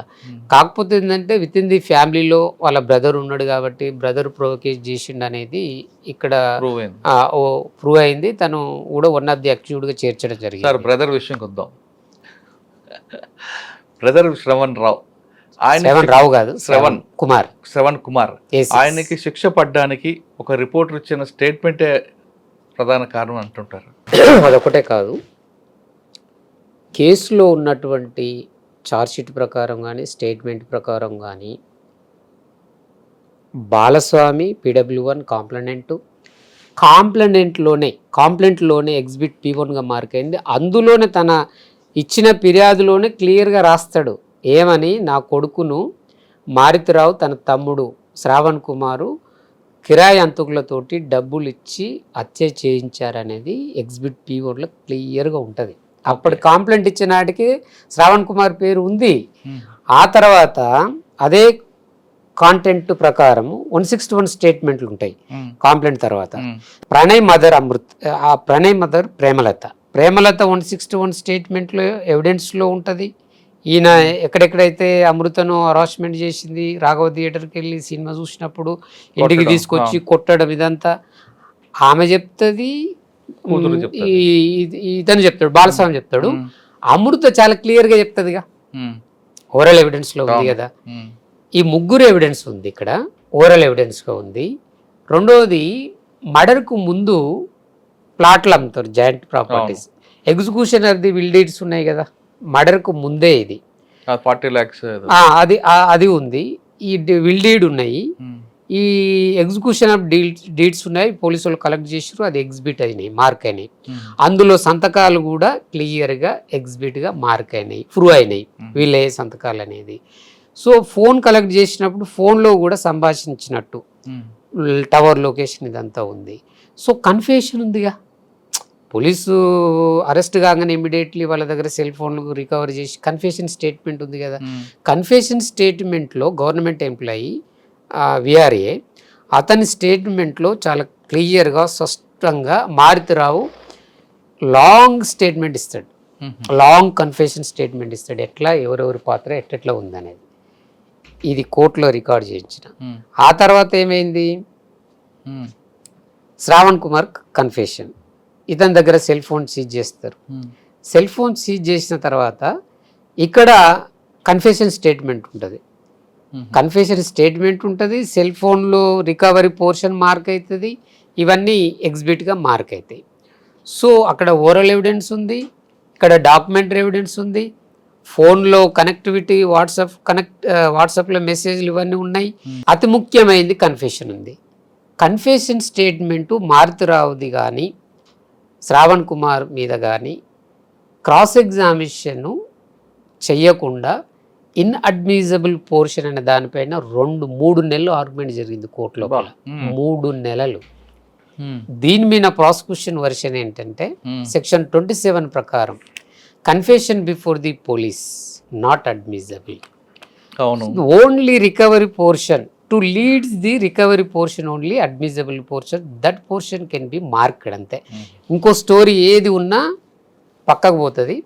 The practice of the judiciary ఇప్పటిదాకా కొనసాగేది ఏంటంటే 24, 25, 26 అంటే అది లెక్కలో రాదు, పోలీసు వాళ్ళ ముందు ఒప్పుకున్న నేరం, అది ఇన్అడ్మిసిబుల్. అడ్మిసిబుల్ పోర్షన్కి వచ్చే వరకు 27 ఏం చెప్తుంది అంటే confession before the police to leads to discovery of the material object అని అన్నారు. ఎగ్జెంప్షన్ ఇచ్చారు, ఎక్సెప్షన్ సెక్షన్ పెట్టారు, ప్రొవిజో పెట్టారు. అక్కడ ఇంతవరకే మార్క్ కావాలి, ఇంతవరకే it will be take consideration అని అన్నారు. దీని మీద ఏమైందనంటే ఇక్కడ మొబైల్ ఫోన్ మాత్రమే సీజర్ ఉంది, ఇంకేం లేదు. అది కూడా డిస్కవరీ ఆఫ్, అంటే ఒక అంతకుడు నేరం చేసినాక మర్డర్ అయితే ఆ మర్డర్కు ఉపయోగించిన ఆయుధము పలాని బావిలో వేసినా, పలాని దగ్గర వేసినా, మీరు వస్తే నేను చూపిస్తా అనే పోర్షన్ ఏదైతే ఉందో అప్పటిదాకా కన్ఫెషన్ ఒప్పుకుంటాడు, నేరం ఎట్లా చేసినా అనేది ఒప్పుకుంటాడు. ఈ ఒప్పుకున్నదంతా ఒక పార్ట్. సెకండ్ పార్ట్ ఏంటంటే leads to recover up material object. So leads to material object అనేది అది it is a considerable, it can be marked అనమాట. సో ఇక్కడ వీళ్ళు డిఫెన్స్ వాళ్ళు తీసుకున్నది ఏంటంటే అసలు ఇది ఏ ఒక్క కాంటెంట్ కూడా it cannot B brought on record, అసలు రికార్డే చేయొద్దు అనేది వాళ్ళది, వాళ్ళ version as per this 27 section ప్రకారం. సో అది పుల్కూరు కోటే వర్సెస్ ఎంపరర్ అనేది ఒక చాలా కాలంగా వస్తుంది. అది ప్రివీ కౌన్సిల్ జడ్జిమెంట్. అది ఆ జడ్జిమెంటు ఇప్పటికీ ప్రివేల్ అవుతుంది, ఆల్ కోర్ట్స్ బిలీవ్ చేస్తున్నాయి 27 సెక్షన్ కారణంగా. అందులో ఉన్నటువంటి అడ్మిసిబుల్ పోర్షన్, ఇన్అడ్మిసిబుల్ పోర్షన్ ఎట్లా హౌ టు టేక్ కన్సిడరేషన్ అనేది. సో వీళ్ళు దాని మీదనే బాగా ఆర్గ్యుమెంట్ చెప్పి చివరికి ఏం చేశారంటే ఒక మెమో ఫైల్ చేశారు. మేము హైకోర్టుకి వెళ్తున్నాం దీని మీద, హైకోర్టుకి వెళ్ళి మేము ఆర్డర్ తెచ్చుకుంటామని మేమో ఫైల్ చేశారు. నేనేం చేశానంటే confession before the police section 27 ప్రకారము సుప్రీంకోర్టు లేటెస్ట్ జడ్జిమెంట్ ఏంటంటే Ram Nandlal versus Bharati versus state of Uttar Pradesh latest judgement ఏముందంటే 3 జడ్జ్ బెంచ్ అది. ఆ జడ్జిమెంట్ ఏంటి అని అంటే ఆ కాంటెంట్ ఏంటంటే disclosure panchanama, discovery panchanama, 2 parts is there. So there is no disclosure panchanama, there is no discovery panchanama అని అన్నారు అందులో. ఎక్సలెంట్ జడ్జిమెంట్ అది లేటెస్ట్. సో అప్పటిదాకా వచ్చినటువంటి leads to recover material object వరకే తీసుకోవాలనేది కాంటెంట్ ఏదైతే ఉందో ఈ జడ్జిమెంట్ వల్ల అది పూర్తిగా మారిపోయింది.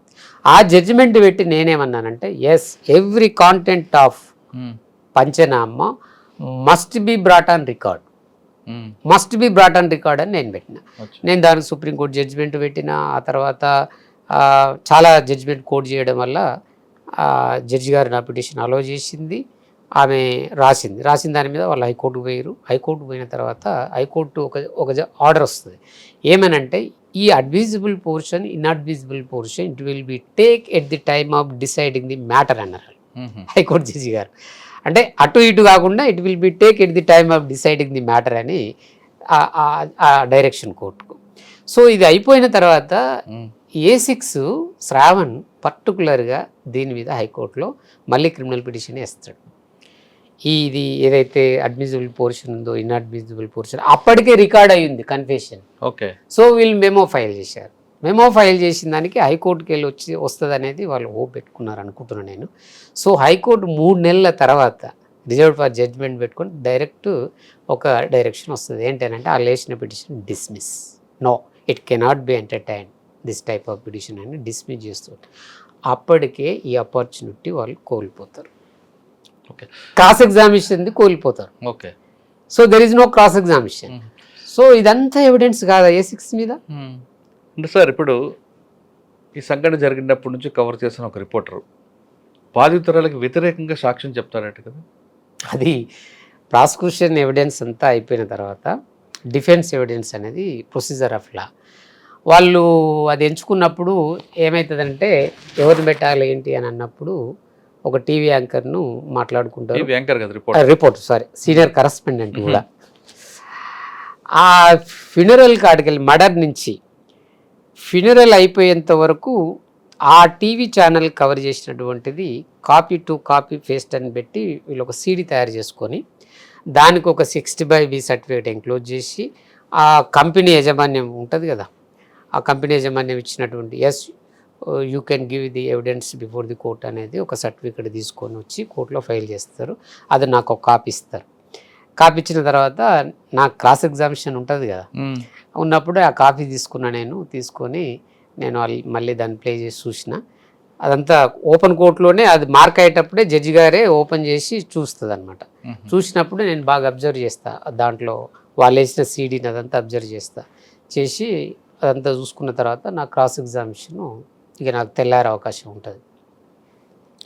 నేను వాళ్ళ కాంటెంట్ మార్క్ అయ్యేటప్పుడు ఎగ్జిబిట్ మార్క్ అయ్యేటప్పుడు చూసిన తర్వాత నేనేం చేస్తానంటే దాంట్లో ఒరిజినల్ టీవీ యాంబ్లం కానీ ఆ పేరు కలిగినటువంటి ఎక్కడ కూడా ఆ క్లిప్స్లో ఉండవు. నేను ఒరిజినల్ వీడియోలు నేను పోలీస్ వాళ్ళకి ఏం చెప్పినానంటే నేను సెలెక్ట్ చేసి పంపిన, ఇది పెన్ డ్రైవ్లో చేసి నాకు పంపించండి 60/B సర్టిఫికేట్ ఎంక్లోజ్ చేసి అని పంపించి నేను దగ్గర పెట్టుకున్నాను. ఒరిజినల్ కాంటెంట్ ఏదైతే ఉందో అది నేను ఆల్రెడీ దగ్గర పెట్టుకున్నాను. లోగోతోటి వాళ్ళ లోగోతోటే, వితౌట్ లోగోతోటి ఆయన ఎవిడెన్స్, విత్ లోగోతోటి నేను ఏవైతే కాంటెంట్ ఉందో వాళ్ళ ఉద్దేశం ఏంటంటే A6 మీద ఎస్పీ గారు ఒక మాట అంటాడు అనమాట, A6కు తొందరగా బెయిల్ వచ్చే అవకాశం ఉంది, అట్లా నేను ప్రమేయం లేదని అనుకునేరు అని అంటాడు ప్రెస్ మీట్లో. ఆ మాటను వీళ్ళు ఏం చేస్తారంటే A6ను ఎస్కేప్ చేయాలనో ఆ కాంటెంట్ను తీసుకొచ్చి డిఫెన్స్ ఎవిడెన్స్లో పెట్టాలనేది వాళ్ళ ఇంటెన్షన్. అదే అంతవరకే ఈయనను ఎగ్జామ్ చేయడానికి. సో అది వాళ్ళ సీడీలో ప్లే చేస్తే ఎక్కడ కూడా ఆ టీవీ యాంబ్లం కానీ ఈయన కానీ ఎక్కడ కనపడదు.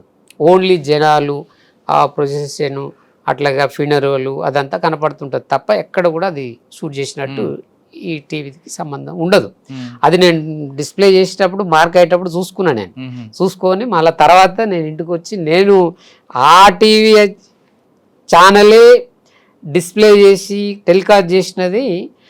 ఈ కేసుకు అనుకూలం ఉన్నటువంటి పార్ట్లు 2 తీసుకున్నా. 2 తీసుకొని పోలీసు వాళ్ళకి పంపించి అది పెన్ డ్రైవ్ చేసి నేను దగ్గర పెట్టుకున్నా. నా క్రాస్ ఎగ్జామినేషన్ టైంలో నేను నా డాక్యుమెంట్ కూడా మార్క్ చేసుకోవచ్చు. నేను ఒక మెమో తయారు చేసుకొని నేను ఇట్లా పెట్టుకున్నా. నా క్రాస్ ఎగ్జామినేషన్ అయిన తర్వాత ఇది పెడదామని. సో నాకు క్రాస్ ఎగ్జామినేషన్ స్టార్ట్ అయింది. స్టార్ట్ అయిన తర్వాత నేనేం అడిగినానంటే ఆ డిస్ప్లే చేసి మరీ ఇంకోసారి కూడా డిస్ప్లే చేసిన దాంట్లో, ఇందులో ఈ డిస్ప్లే కనపడుతున్న దాంట్లో మీరు చెప్తున్నట్టు మీరు ఏ ఛానల్లో పనిచేస్తున్నారో ఆ ఛానల్ పేరు కానీ ఆంబ్లెం కానీ ఎవరైతే వీడియో చేస్తున్నారో షూట్ చేస్తున్నారో వాళ్ళ పేరు కానీ లేదు అన్నాడు. నిజంగానే లేదుగా. లేదు. ఈ కాంటెంట్ ఏదైతే ఉందో మీ టీవీ ఛానల్ టెలికాస్ట్ చేసినట్టు అంటే ఏంటి, ఫినరల్ దగ్గర ఒక కఫిన్ పెట్టి పాస్టర్ వచ్చి ఇది క్రిస్టియన్ సాంప్రదాయం ప్రకారం జరిగినదని చెప్పియడానికి ఏదైతే ఆ ఫొటోస్ ఉన్నాయో వీడియో ఉందో అంతవరకు మీరు టెలికాస్ట్ చేసినట్టు ఎక్కడ లేదనేది అడ్మిషన్స్ వచ్చినాయి. అవన్నీ రాయించుకున్నా. ఇంకా ఏం రాయించినానంటే తనతోటే మీ ఛానల్కు సపరేట్ CEO ఉంటారు, బోర్డ్ ఆఫ్ డైరెక్టర్లు ఉంటారు. ఇదంతా అడ్మిషన్ రాయించుకున్నా. వాళ్ళు ఇచ్చిన లెటర్లు కావి ఇవి మీరు క్రియేట్ చేసుకున్నాయి ఇవన్నీ రాసిన. ఈ కాంటెంట్ ఏదైతే రావాలనో అది మళ్ళీ మీ CEO గారికి కంప్లైంట్ చేస్తే ఆయన కావాలంటే ప్రిజర్వ్ చేసి కాపీ చేసి ఇవ్వాలి. This is the procedure of law అన్న అది ఒప్పుకున్నాడు. ఆయన అట్లా తెచ్చింది ఇది కాదని అంటే అది కూడా ఒప్పుకున్నాడు. సో మొత్తంగా కూడా యాజ్ పర్ ది ప్రొసీజర్ లా ప్రకారం వాళ్ళు ఎవిడెన్స్ లీడ్ చేయలేదనేది తనతోటే అడ్మిషన్ తీయించుకున్న తర్వాత నెక్స్ట్ ఏంటంటే మళ్ళీ మధ్యాహ్నం మార్నింగ్ అవర్స్ అయిపోయింది, లంచ్ అయింది. లంచ్ తర్వాత మళ్ళీ మొదలైన తర్వాత క్రాస్ ఎగ్జామినేషన్లో నాకు రావాల్సినదంతా ప్రణయ్ మర్డర్ నుంచి ఫినరల్ వరకు ఆ ఛానలు ఇది పరువత్య అని, కుల దురంకారత్య అని యావత్తు ప్రజానికము, కుల సంఘాలు, మతాలు, అన్ని వర్గాలు ఖండించినాయి కదా అని అంటే అవును అన్నాడు. ఈ అడ్మిషన్స్ అన్నీ తీసుకున్నా నేను తన నుంచి. సో తర్వాత ఏం చేసిందంటే నేను కోర్టుకి ఏం చేసిన, నా మెమోతో పాటు CD పెన్ డ్రైవ్ ఇచ్చి kindly to exhibit this document అని అది ప్లే చేయండి మేడం అని అన్నా. అది ప్లే చేస్తే ఒరిజినల్ కాంటెంట్ వస్తుంది అందులో. యామ్లెము, ఆ యాంకర్ పేరు అంతా చాలా అద్భుతంగా వస్తుంది అందులో. దిస్ ఈజ్ ది ఒరిజినల్ అని అన్న. అందులో ఏముందనంటే SP గారు ప్రెస్ మీటు, రెండోది ఇది కుల దురంకారాత్య అని చెప్పి ఆ ఛానల్లో రిపీటెడ్గా అయ్యింది. ఒకటి చింతపల్లి క్రాస్ రోడ్ దగ్గర ప్లాట్ అమ్మిన విషయంలో శ్రావణ్ కుమార్ అన్నకు సహాయకారిగా ఉన్నాడు. డబ్బులు ఇచ్చిన దాంట్లో అమ్మకంలో చేసిన దాంట్లో ఆయన ఫోటో పెట్టి ప్రెస్లో మాట్లాడుతున్న ఫోటో కూడా ఉంటుంది శ్రావణ్ది. ఆ ఫోటో పెట్టి మాట్లాడుతున్నది ప్లే చేయించి క్రాస్ ఎగ్జామినేషన్ అడిగిన. అక్కడ ప్లే అవుతుంటుంది, ఇక్కడ క్రాస్ ఎగ్జామినేషన్. అందులో ప్లే అంతా ఈయనతో ఒప్పించిన. మూడవది అతి ముఖ్యమైంది, SP గారు ప్రెస్ మీట్ పెట్టారు కదా అంటే పెట్టారు. మీతో పాటు ఛానల్స్ ఉన్నాయని అంటే ఛానల్స్ ఆయన ఒప్పుకుంటలేడు. ఏ ఛానల్ వచ్చిందో నాకు తెలియదు అంటున్నాడు. ప్రెస్ మీట్ అంటేనే ఛానల్స్ తోటి, కానీ ఆయన మిగతా ఛానల్ని ఒప్పుకోలే. సో ఈ ప్రెస్ మీట్లో SP గారు చెప్పిన దాని ప్రకారము ప్రతి నేరస్తుని బ్యాక్గ్రౌండ్, ఈ హత్యలో పాల్గొన్న విషయాలన్నీ కూడా కులంకషంగా చెప్పిన విషయాలన్నీ తనతోటి ఒప్పిస్తా. ఇట్లా చెప్పిండు కదా అంటే అవును చెప్పిండు అని అన్నాడు. సో నేను ఫైల్ చేసిన ఎగ్జిబిట్స్ ఏవైతే ఉన్నాయో పెన్ డ్రైవ్ అది అక్కడ ఎగ్జిబిట్గా మార్క్ అయింది. సో ఇక్కడ శ్రావణ్ కుమార్ మీద అసలు కేసే లేదు, అసలు ఎలాంటి ఆధారాలు లేవు, ఒక పేపర్ మీద సంతకం పెట్టించింది, దాన్ని ఎట్లా పరిగణలోకి తీసుకొని శిక్ష ఇస్తారనేది ఏదైతే ఉందో కోర్టు లోపల కేసులో ఉన్నటువంటి సాక్ష్యాధారాలను పరిశీలిస్తే అర్థమవుతుంది. సో వాళ్ళ డిఫెన్స్లోనే కాంట్రీ ఉంది కదా. వాళ్ళు ఏదైతే శ్రావణ్కు పాత్ర లేదని అనుకున్నారో ఆ పాత్ర ఆ విట్నెస్ తోటి చెప్పించినగా. అన్ని అడ్మిషన్సే కదా, 4 పేజీల క్రాస్ ఎగ్జామినేషన్ నాది డిఫెన్స్గా. టెలికాస్ట్ చేసిన ప్రతి కాంటెంట్ నా తనతోటే ఒప్పించిన. ఆనర్ కిల్లింగ్ ఒప్పుకున్నాడు డిఫెన్స్లో, అది సరిపోదా? డిఫెన్స్ విట్నెస్లోనే ఆనర్ కిల్లింగ్గా ఇది చాలామంది ఇది పరువు హత్య అని చెప్పి ఖండించారు కదా అంటే అవును అని అన్నాడు. That is not a admission. Sir ఇప్పుడు రిపోర్టర్ అయి ఉండి బాధితురాల పక్షం నిలబడాల్సిన వ్యక్తి ఆమెకి యాంటీగా ఎందుకు వచ్చాడు? బాధితుల పక్షాన్నే టెలికాస్ట్ చేసింది ఆ TV channel from the beginning చివరి వరకు. అవును, మరి సడన్ గా ఎందుకు అని యూటర్న్ తీసుకున్నాడు? ఎందుకనంటే అది ఇక ఆ రిపోర్టరుకు ఉన్నటువంటి బ్యాక్గ్రౌండ్ కావచ్చు, అది మనం ఎట్లా చెప్పగలుగుతాం. వాళ్ళు చూస్ చేసుకున్నారు కాబట్టి మీరు తప్పు ఒప్పించారు. తప్ప కాదు, ప్రాసిక్యూషన్ వర్షన్ ఒప్పించిన.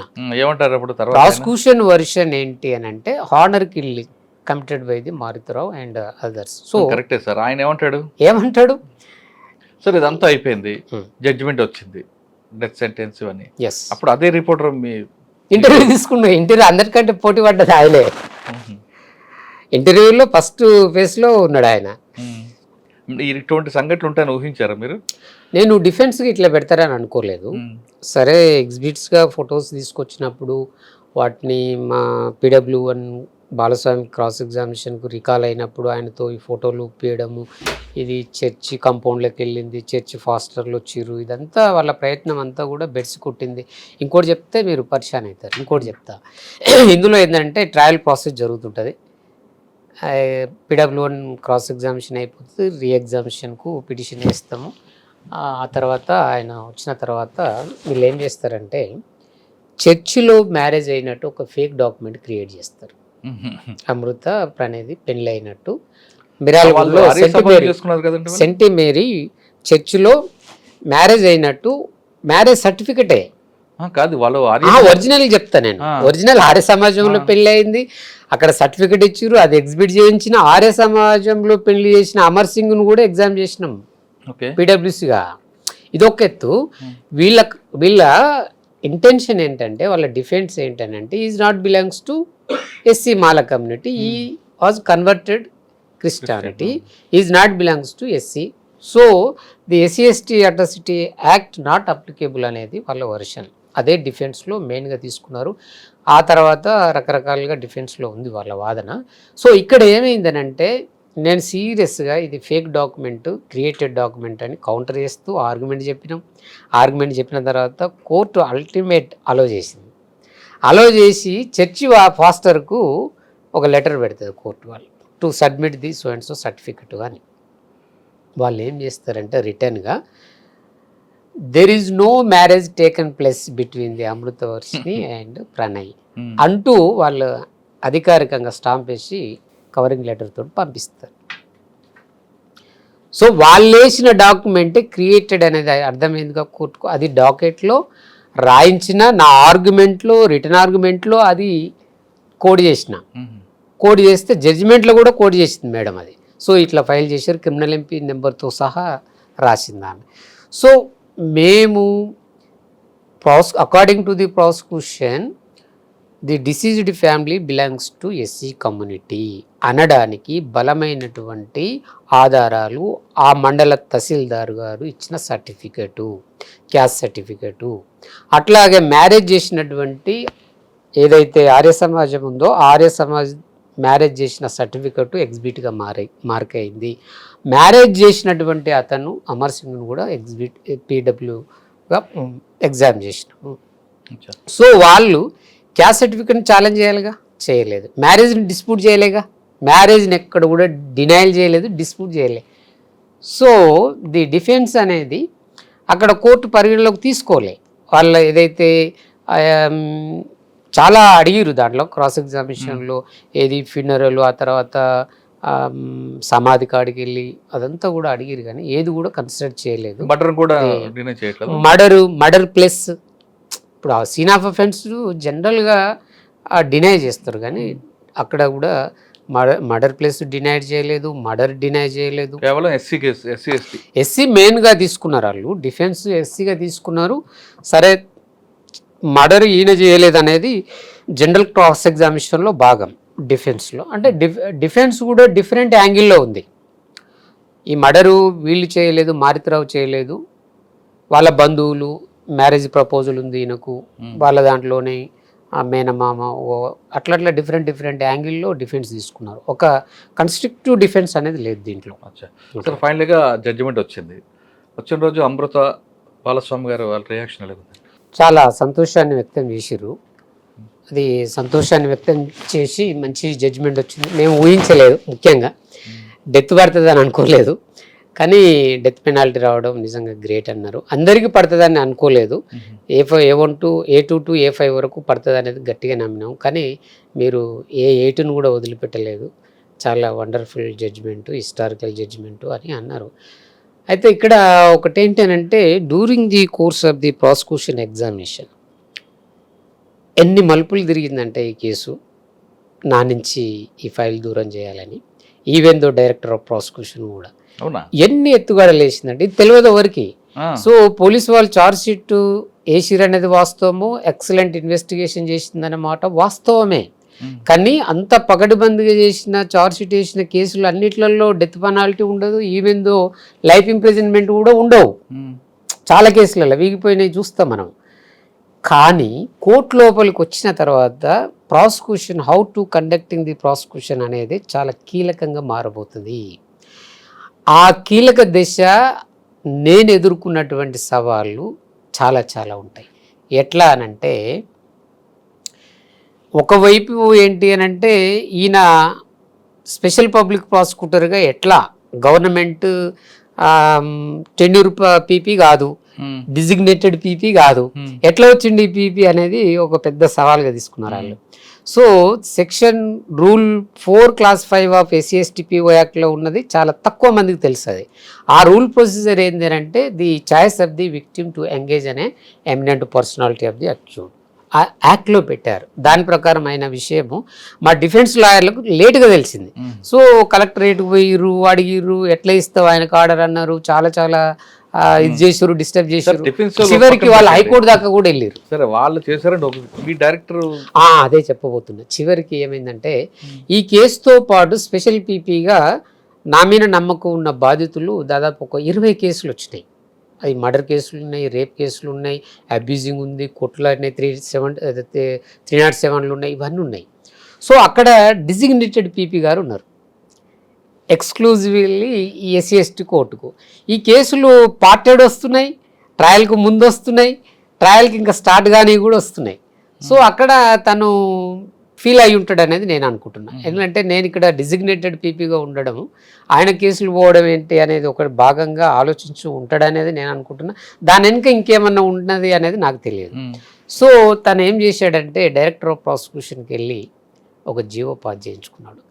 అది 310 జీవో 310/2014. అక్కడ జితేందర్ అనే ప్రిన్సిపల్ సెక్రటరీ ఎవరో ఉన్నారు.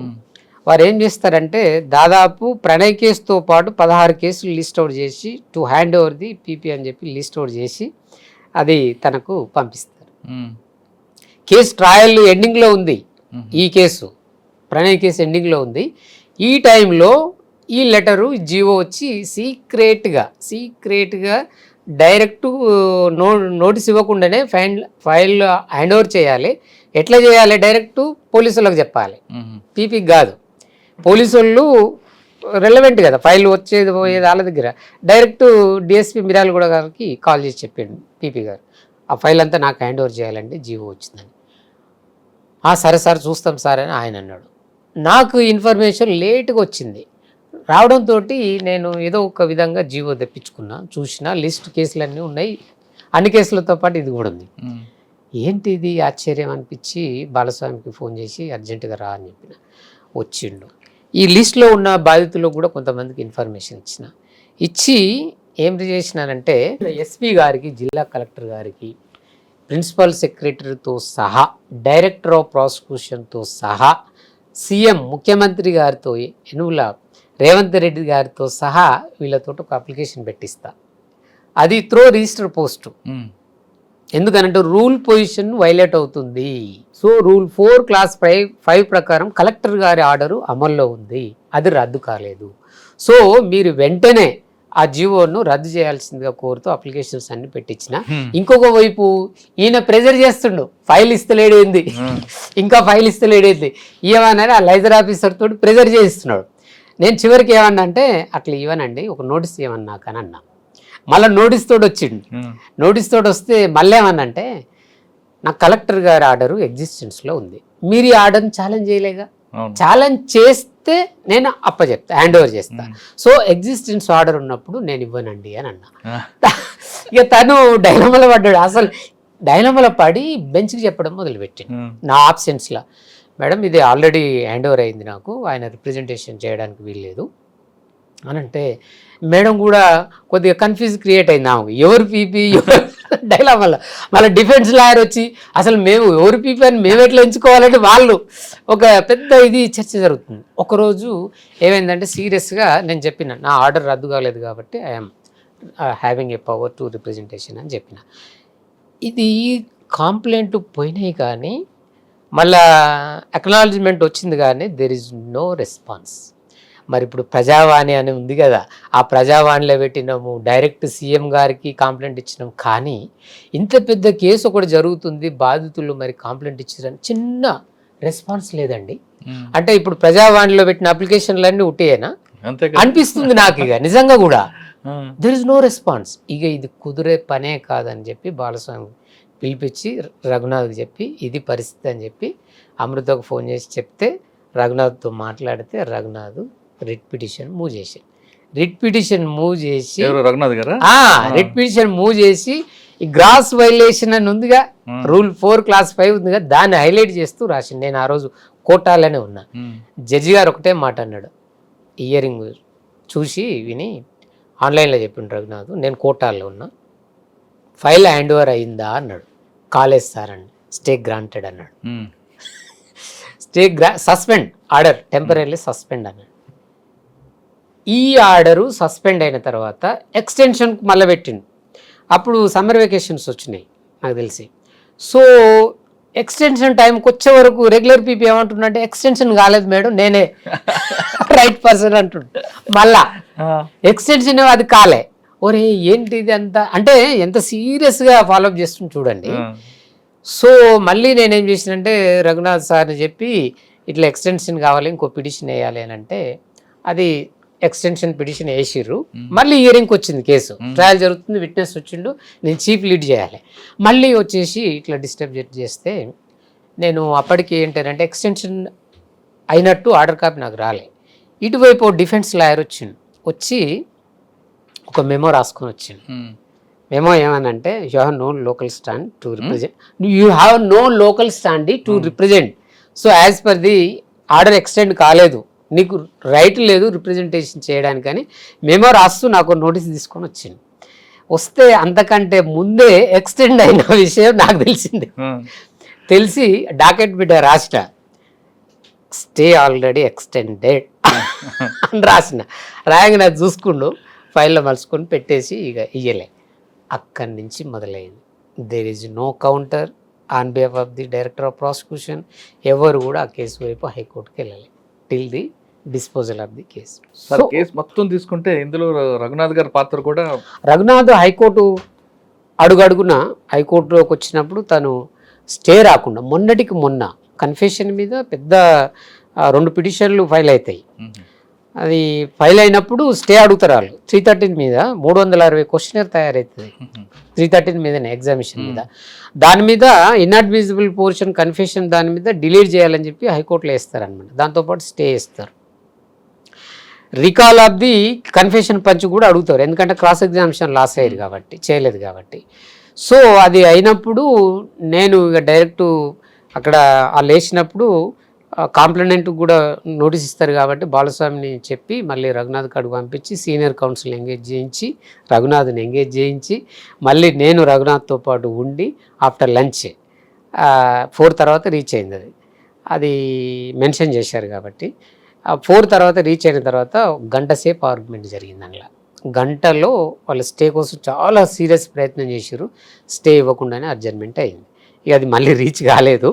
ఈలోపు కేసు డిస్పోజల్ అయింది. ఓకే సార్, కేసులో జడ్జిమెంట్ వచ్చిన తర్వాత రఘునాథ్ గారి కామెంట్స్ ఏంటండి? చాలా ఎక్సలెంట్ అని అప్రిషియేట్ చేసిండు నన్ను. ఒక వాట్సాప్ గ్రూప్లో కూడా పెట్టాడు. ఇలాంటి స్పెషల్ పీపీలు పౌరకుల సంఘంగా చాలా రావాల్సిన అవసరం ఉంది, ఎక్సలెంట్ జాబ్ యూ డిడ్ అని చెప్పి చాలా అప్రిషియేట్ చేశారు. నాకు చాలా ప్రౌడ్గా ఫీల్ అయ్యాను. ఎక్కడో ముంబైలో చిన్న కూలీగా ఉన్న మీకు ఈ స్థాయికి వస్తామని వచ్చిన తర్వాత మీ ఫీలింగ్స్ ఏంటండి? చాలా ఆనందంగా ఒక్కొక్కసారి అనిపిస్తుంది. నేను ముంబైలో ఉండిపోయింటే ఇప్పటికీ అదే అనేక మలుపులు తిరిగింది వాస్తవంగా. నేను ఇంటర్ ఎగ్జామ్ రాసినప్పుడు నా ఫ్రెండ్ మళ్ళీ నువ్వు ఎగ్జామ్ అనేది ఒకటి మలుపు. ఇంకోటి నేను ఎంకామ్కి వెళ్ళే సమయంలో మా ఫ్రెండ్ ఎల్ఎల్బి ఎంట్రన్స్ అనేది ఒకటి. అనేక మలుపులు తిరిగింది ఈ ప్రొఫెషన్కి రావడానికి. సో ఏదేమైనా కూడా ఒక బెస్ట్ పబ్లిక్ ప్రాసిక్యూటర్గా టార్గెట్ పెట్టుకున్నా. ఉన్న అవకాశాన్ని అద్భుతంగా నేను చాలా సక్సెస్ఫుల్గా ప్రాసిక్యూషన్ కేసు హ్యాండిల్ చేసిన అనేది.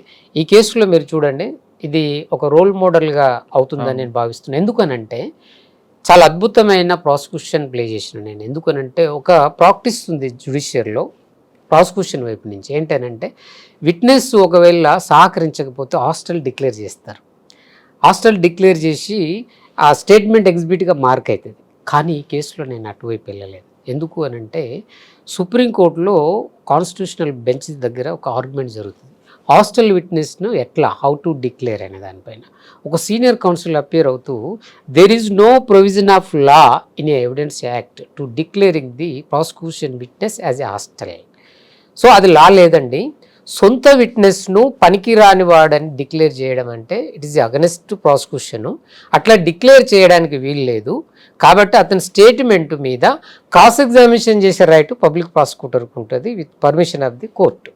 సో హాస్టల్ డిక్లేర్ చేయడం వల్ల ఆ witness prosecution witness there is no useless విట్నెస్గా ట్రీట్ అవుతుంది అనేది ఒక అద్భుతమైన ఆర్గ్యుమెంట్ విన్నా నేను. PW9 కాడ ఇదే నేను రోల్ ప్లే చేసింది. PW9 ఒక హోటల్, సవేరా హోటల్ యజమాని. ఎగ్జామ్ జరుగుతుంటుంది. అప్పటికే పోలీసులు ప్రిపేర్ చేస్తారు. చెప్తా అంటాడు, మంచిగా కోఆపరేట్ చేస్తానంటాడు. చీఫ్ చేసే సమయంలో యూటర్న్ తీసుకుంటాడు. అవునా? యూటర్న్ తీసుకొని సీసీ ఫుటేజ్ల గురించి అడుగుతా నేను కలెక్ట్ చేస్తారు పోలీసు వాళ్ళు. అది డినై చేస్తాడు.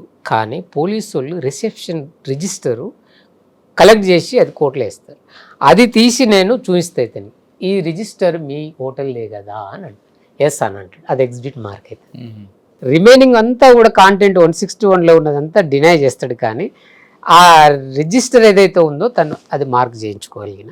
అయితే కోర్టు వారు కూడా గమనించింది ఏంటంటే ఇక హాస్టల్ డిక్లేర్ చేస్తాడు అనే కాన్సెప్ట్ డిఫెన్స్ లాయర్లు కూడా అదే ఎదురు చూస్తున్నారు. ఎందుకంటే తెలియదు అన్నాడు కదా, ఆ పాటనైతే హాస్టల్ డిక్లేర్ చేయాలి. అంతకు 2 రోజుల ముందే నేను ఆ వీడియో విన్నా. హాస్టాలిటీ అనేది ఎంత డిక్లేర్ చేయడానికి వీలు లేదనేది. నేను ఎమ్మడే జడ్జి గారు చెప్పిన kindly permitted to cross examination of the witness అన్న. అదేంటి హాస్టల్ డిక్లేర్ చేయాలి కదా అన్నాడు. No sir, there is no law at all as per the 154 evidence యాక్ట్లో ఉన్న దాని ప్రకారం చదివి వినిపించిన. ఓహో అని పర్మిషన్ ఇస్తే క్రాస్ ఎగ్జామినేషన్ ఆ స్టేట్మెంట్లు ఏదైతే ఉందో అదంతా కూడా క్రాస్ చేస్తూ కాంటెంట్ బ్రాట్ ఆన్ రికార్డ్ చేయించిన. సో ఇది హాస్టల్ డిక్లేర్ చేయడం వల్ల ప్రాసిక్యూషన్కి ఎఫెక్ట్ ఏంటంటే అది ఎగ్జిబిట్గా మార్క్ అవుతుంది తప్ప కాంటెంట్ దీంట్లోకి రాదు. సో ఎక్కడన్నా కాంటెస్ట్ విట్నెస్ ఉంటే ఇది లింక్ అవుతుంది. ఏదైతే క్రాస్ ఎగ్జామినేషన్ కాంటెంట్ ఉందో అది లింక్ అవుతుంది. So entire case of the prosecution there is no hostile declaration of the prosecution. ఇట్లా నేను కేసును చాలా స్ట్రెంగ్తన్గా బిల్డప్ చేయడానికి ఇది ఒక కారణం. అక్కర్రాని విట్నెస్లు ఎవరైతే ఉన్నారో దాదాపు 24 విట్నెస్ను నేను పక్కకు పెట్టేశాను. I choosed 78 witnesses. వాళ్ళనే పక్కడబందిగా ఎవిడెన్స్, ఒక విట్నెస్కి ఒక witness link, documentary, oral, scientific, ఇట్లా నేను లింక్ చేసుకుంటూ దాదాపు ఒక 7 జడ్జిమెంట్లు కోడ్ చేస్తూ సుప్రీంకోర్టు హానర్ కిల్లింగ్ ఎట్లా అనే దానిపైన ఎస్టాబ్లిష్ చేయడం జరిగింది. సార్, ఫైనల్గా ఈ ప్రొఫెషన్లో రావాలనుకున్న వాళ్ళకి మీరు ఇచ్చే message? It is a Nobel profession అండి ఇది. ఇందులో ఎంత చెయ్యాలంటే అంత చేయొచ్చు. దెర్ ఈజ్ నో లిమిట్ అన్నమాట. ఇప్పుడు విక్టిమ్ వైపు people are waiting for justice. ఇక న్యాయం జరగదేమో, అన్ని వ్యవస్థలు ఇట్లనే ఉన్నాయేమో అని పోలీసు యంత్రాంగం మీద, కోర్టుల మీద కూడా అవే భ్రమలు ఉన్నాయి. కాబట్టి రాబోయే అడ్వకేట్స్ ఈ ప్రొఫెషన్లో కానీ ఉన్న అడ్వకేట్స్ కానీ బాధితుల పక్షాన ఆ క్లయింట్ ఏ క్లయింట్ అయినా కానీ ఆనెస్ట్గా చేసేటువంటి ప్రొఫెషన్ ఇది ఉంది. న్యాయం కోసము ఎదురు చూసే వాళ్ళు చాలామంది they are waiting for justice. ఆ జస్టిస్ చేస్తానే నమ్మకం వాళ్ళకు వస్తుందనే నమ్మకం వాళ్ళకు కలిగించవలసిన అవసరం ఉంది. అట్లాగే ఈ ప్రొఫెషన్ సోషల్ రిఫార్మేషన్, ఇది కోర్టుల వరకే పరిమితం కాదు, బయట సమాజాన్ని కూడా చైతన్యవంతం చేయడానికి అనేక ఆర్గనైజేషన్స్ ఉన్నాయి. ఈ ప్రొఫెషన్ చేసుకుంటేనే నేను దాదాపు 7-8 సంస్థలతోటి ఇంటర్లింక్ అయ్యి ఆర్గనైజేషన్స్ లింక్ అప్ అయినా. నేషనల్ హ్యూమన్ రైట్స్ లా నెట్వర్క్ HRLN, పీపుల్స్ వాచ్ అనేది, దళిత్ శ్రామిక యూనియన్ అనే సంఘాలు, అనేక సంఘాలతోటి నేను కోఆర్డినేషన్లో పనిచేసిన. నా శక్తి మేరకు కోర్టు లోపల, కోర్టు బయట కూడా మహిళల హక్కుల పట్ల, దళిత హక్కుల పట్ల, ఆల్ చైల్డ్ రైట్స్ పట్ల, అనేక హక్కుల కోణంలో, ముఖ్యంగా పౌర హక్కుల సంఘం కాన్సెప్ట్ నేను ఇవాళ ఇక్కడ దాకా రావడం, ఇంత కాన్సెప్ట్తో పనిచేయడం అని అంటే పౌర హక్కుల సంఘం కాన్సెప్టు అద్భుతమైనటువంటి మనిషి ఎలా జీవించాలి, ఎట్లా ఈ సమాజంలో బ్రతకాలి, ఎట్లా ఆర్గనైజింగ్గా ఉండాలి, ఎట్లా కమిట్మెంట్గా పనిచేయాలనేది పౌర హక్కుల సంఘం అద్భుతమైన కాన్సెప్టు. ఆ కాన్సెప్టు నేను ఆ సంఘంలో ఉండడం వల్ల నా కాన్సెప్ట్ అది వచ్చింది. ఈ పౌర హక్కుల సంఘం ఆధ్వర్యంలో పనిచేసినటువంటి లెజెండ్స్ కన్నాభిరాన్ కానీ, బొజ్జ తారకం లాంటి గారు కానీ, చాలామంది, బాలగోపాల్ సార్ లాంటి వాళ్ళు, చాలామంది ప్రజలకు ఏ హక్కులైతే కోల్పోతున్నారో ఆ హక్కుల రక్షణ కోసం వాళ్ళ వైపు గొంతు వినిపించిన వాళ్ళు, కోర్టు లోపల, కోర్టు బయట 24 గంటల పుస్తకం కన్నాభిరాన్ సార్ది చదివితే ఎంత అద్భుతమైన బారో కమిషన్ ముందల అనేక రిట్ పిటిషన్లు వేసి ఎమర్జెన్సీ పీరియడ్లో జైలు నుంచి బయటికి తీసుకురావడం. సో వారు చేసినటువంటి కృషి ఏదైతే ఉందో అది కొనసాగింపుగా నా వంతు బాధ్యతగా నేను కూడా పనిచేయాలనేది ఒక నిర్ణయం తీసుకున్నాను. కాబట్టి ఇలాంటి కేసులు రావడం నా దగ్గరికి, ఇలాంటి కేసులు సక్సెస్ఫుల్గా చేయడం, ఏ బెదిరింపులు అదిరింపులు అనేది నేను అవన్నీ పట్టించుకోనండి. ఎంత బెదిరింపులు వచ్చినా మన కమిట్మెంట్ ముందల అవన్నీ పక్కకు వెళ్ళిపోతుంటాయండి. కమిట్మెంట్ ముందల ఏది కూడా పనిచేయదు.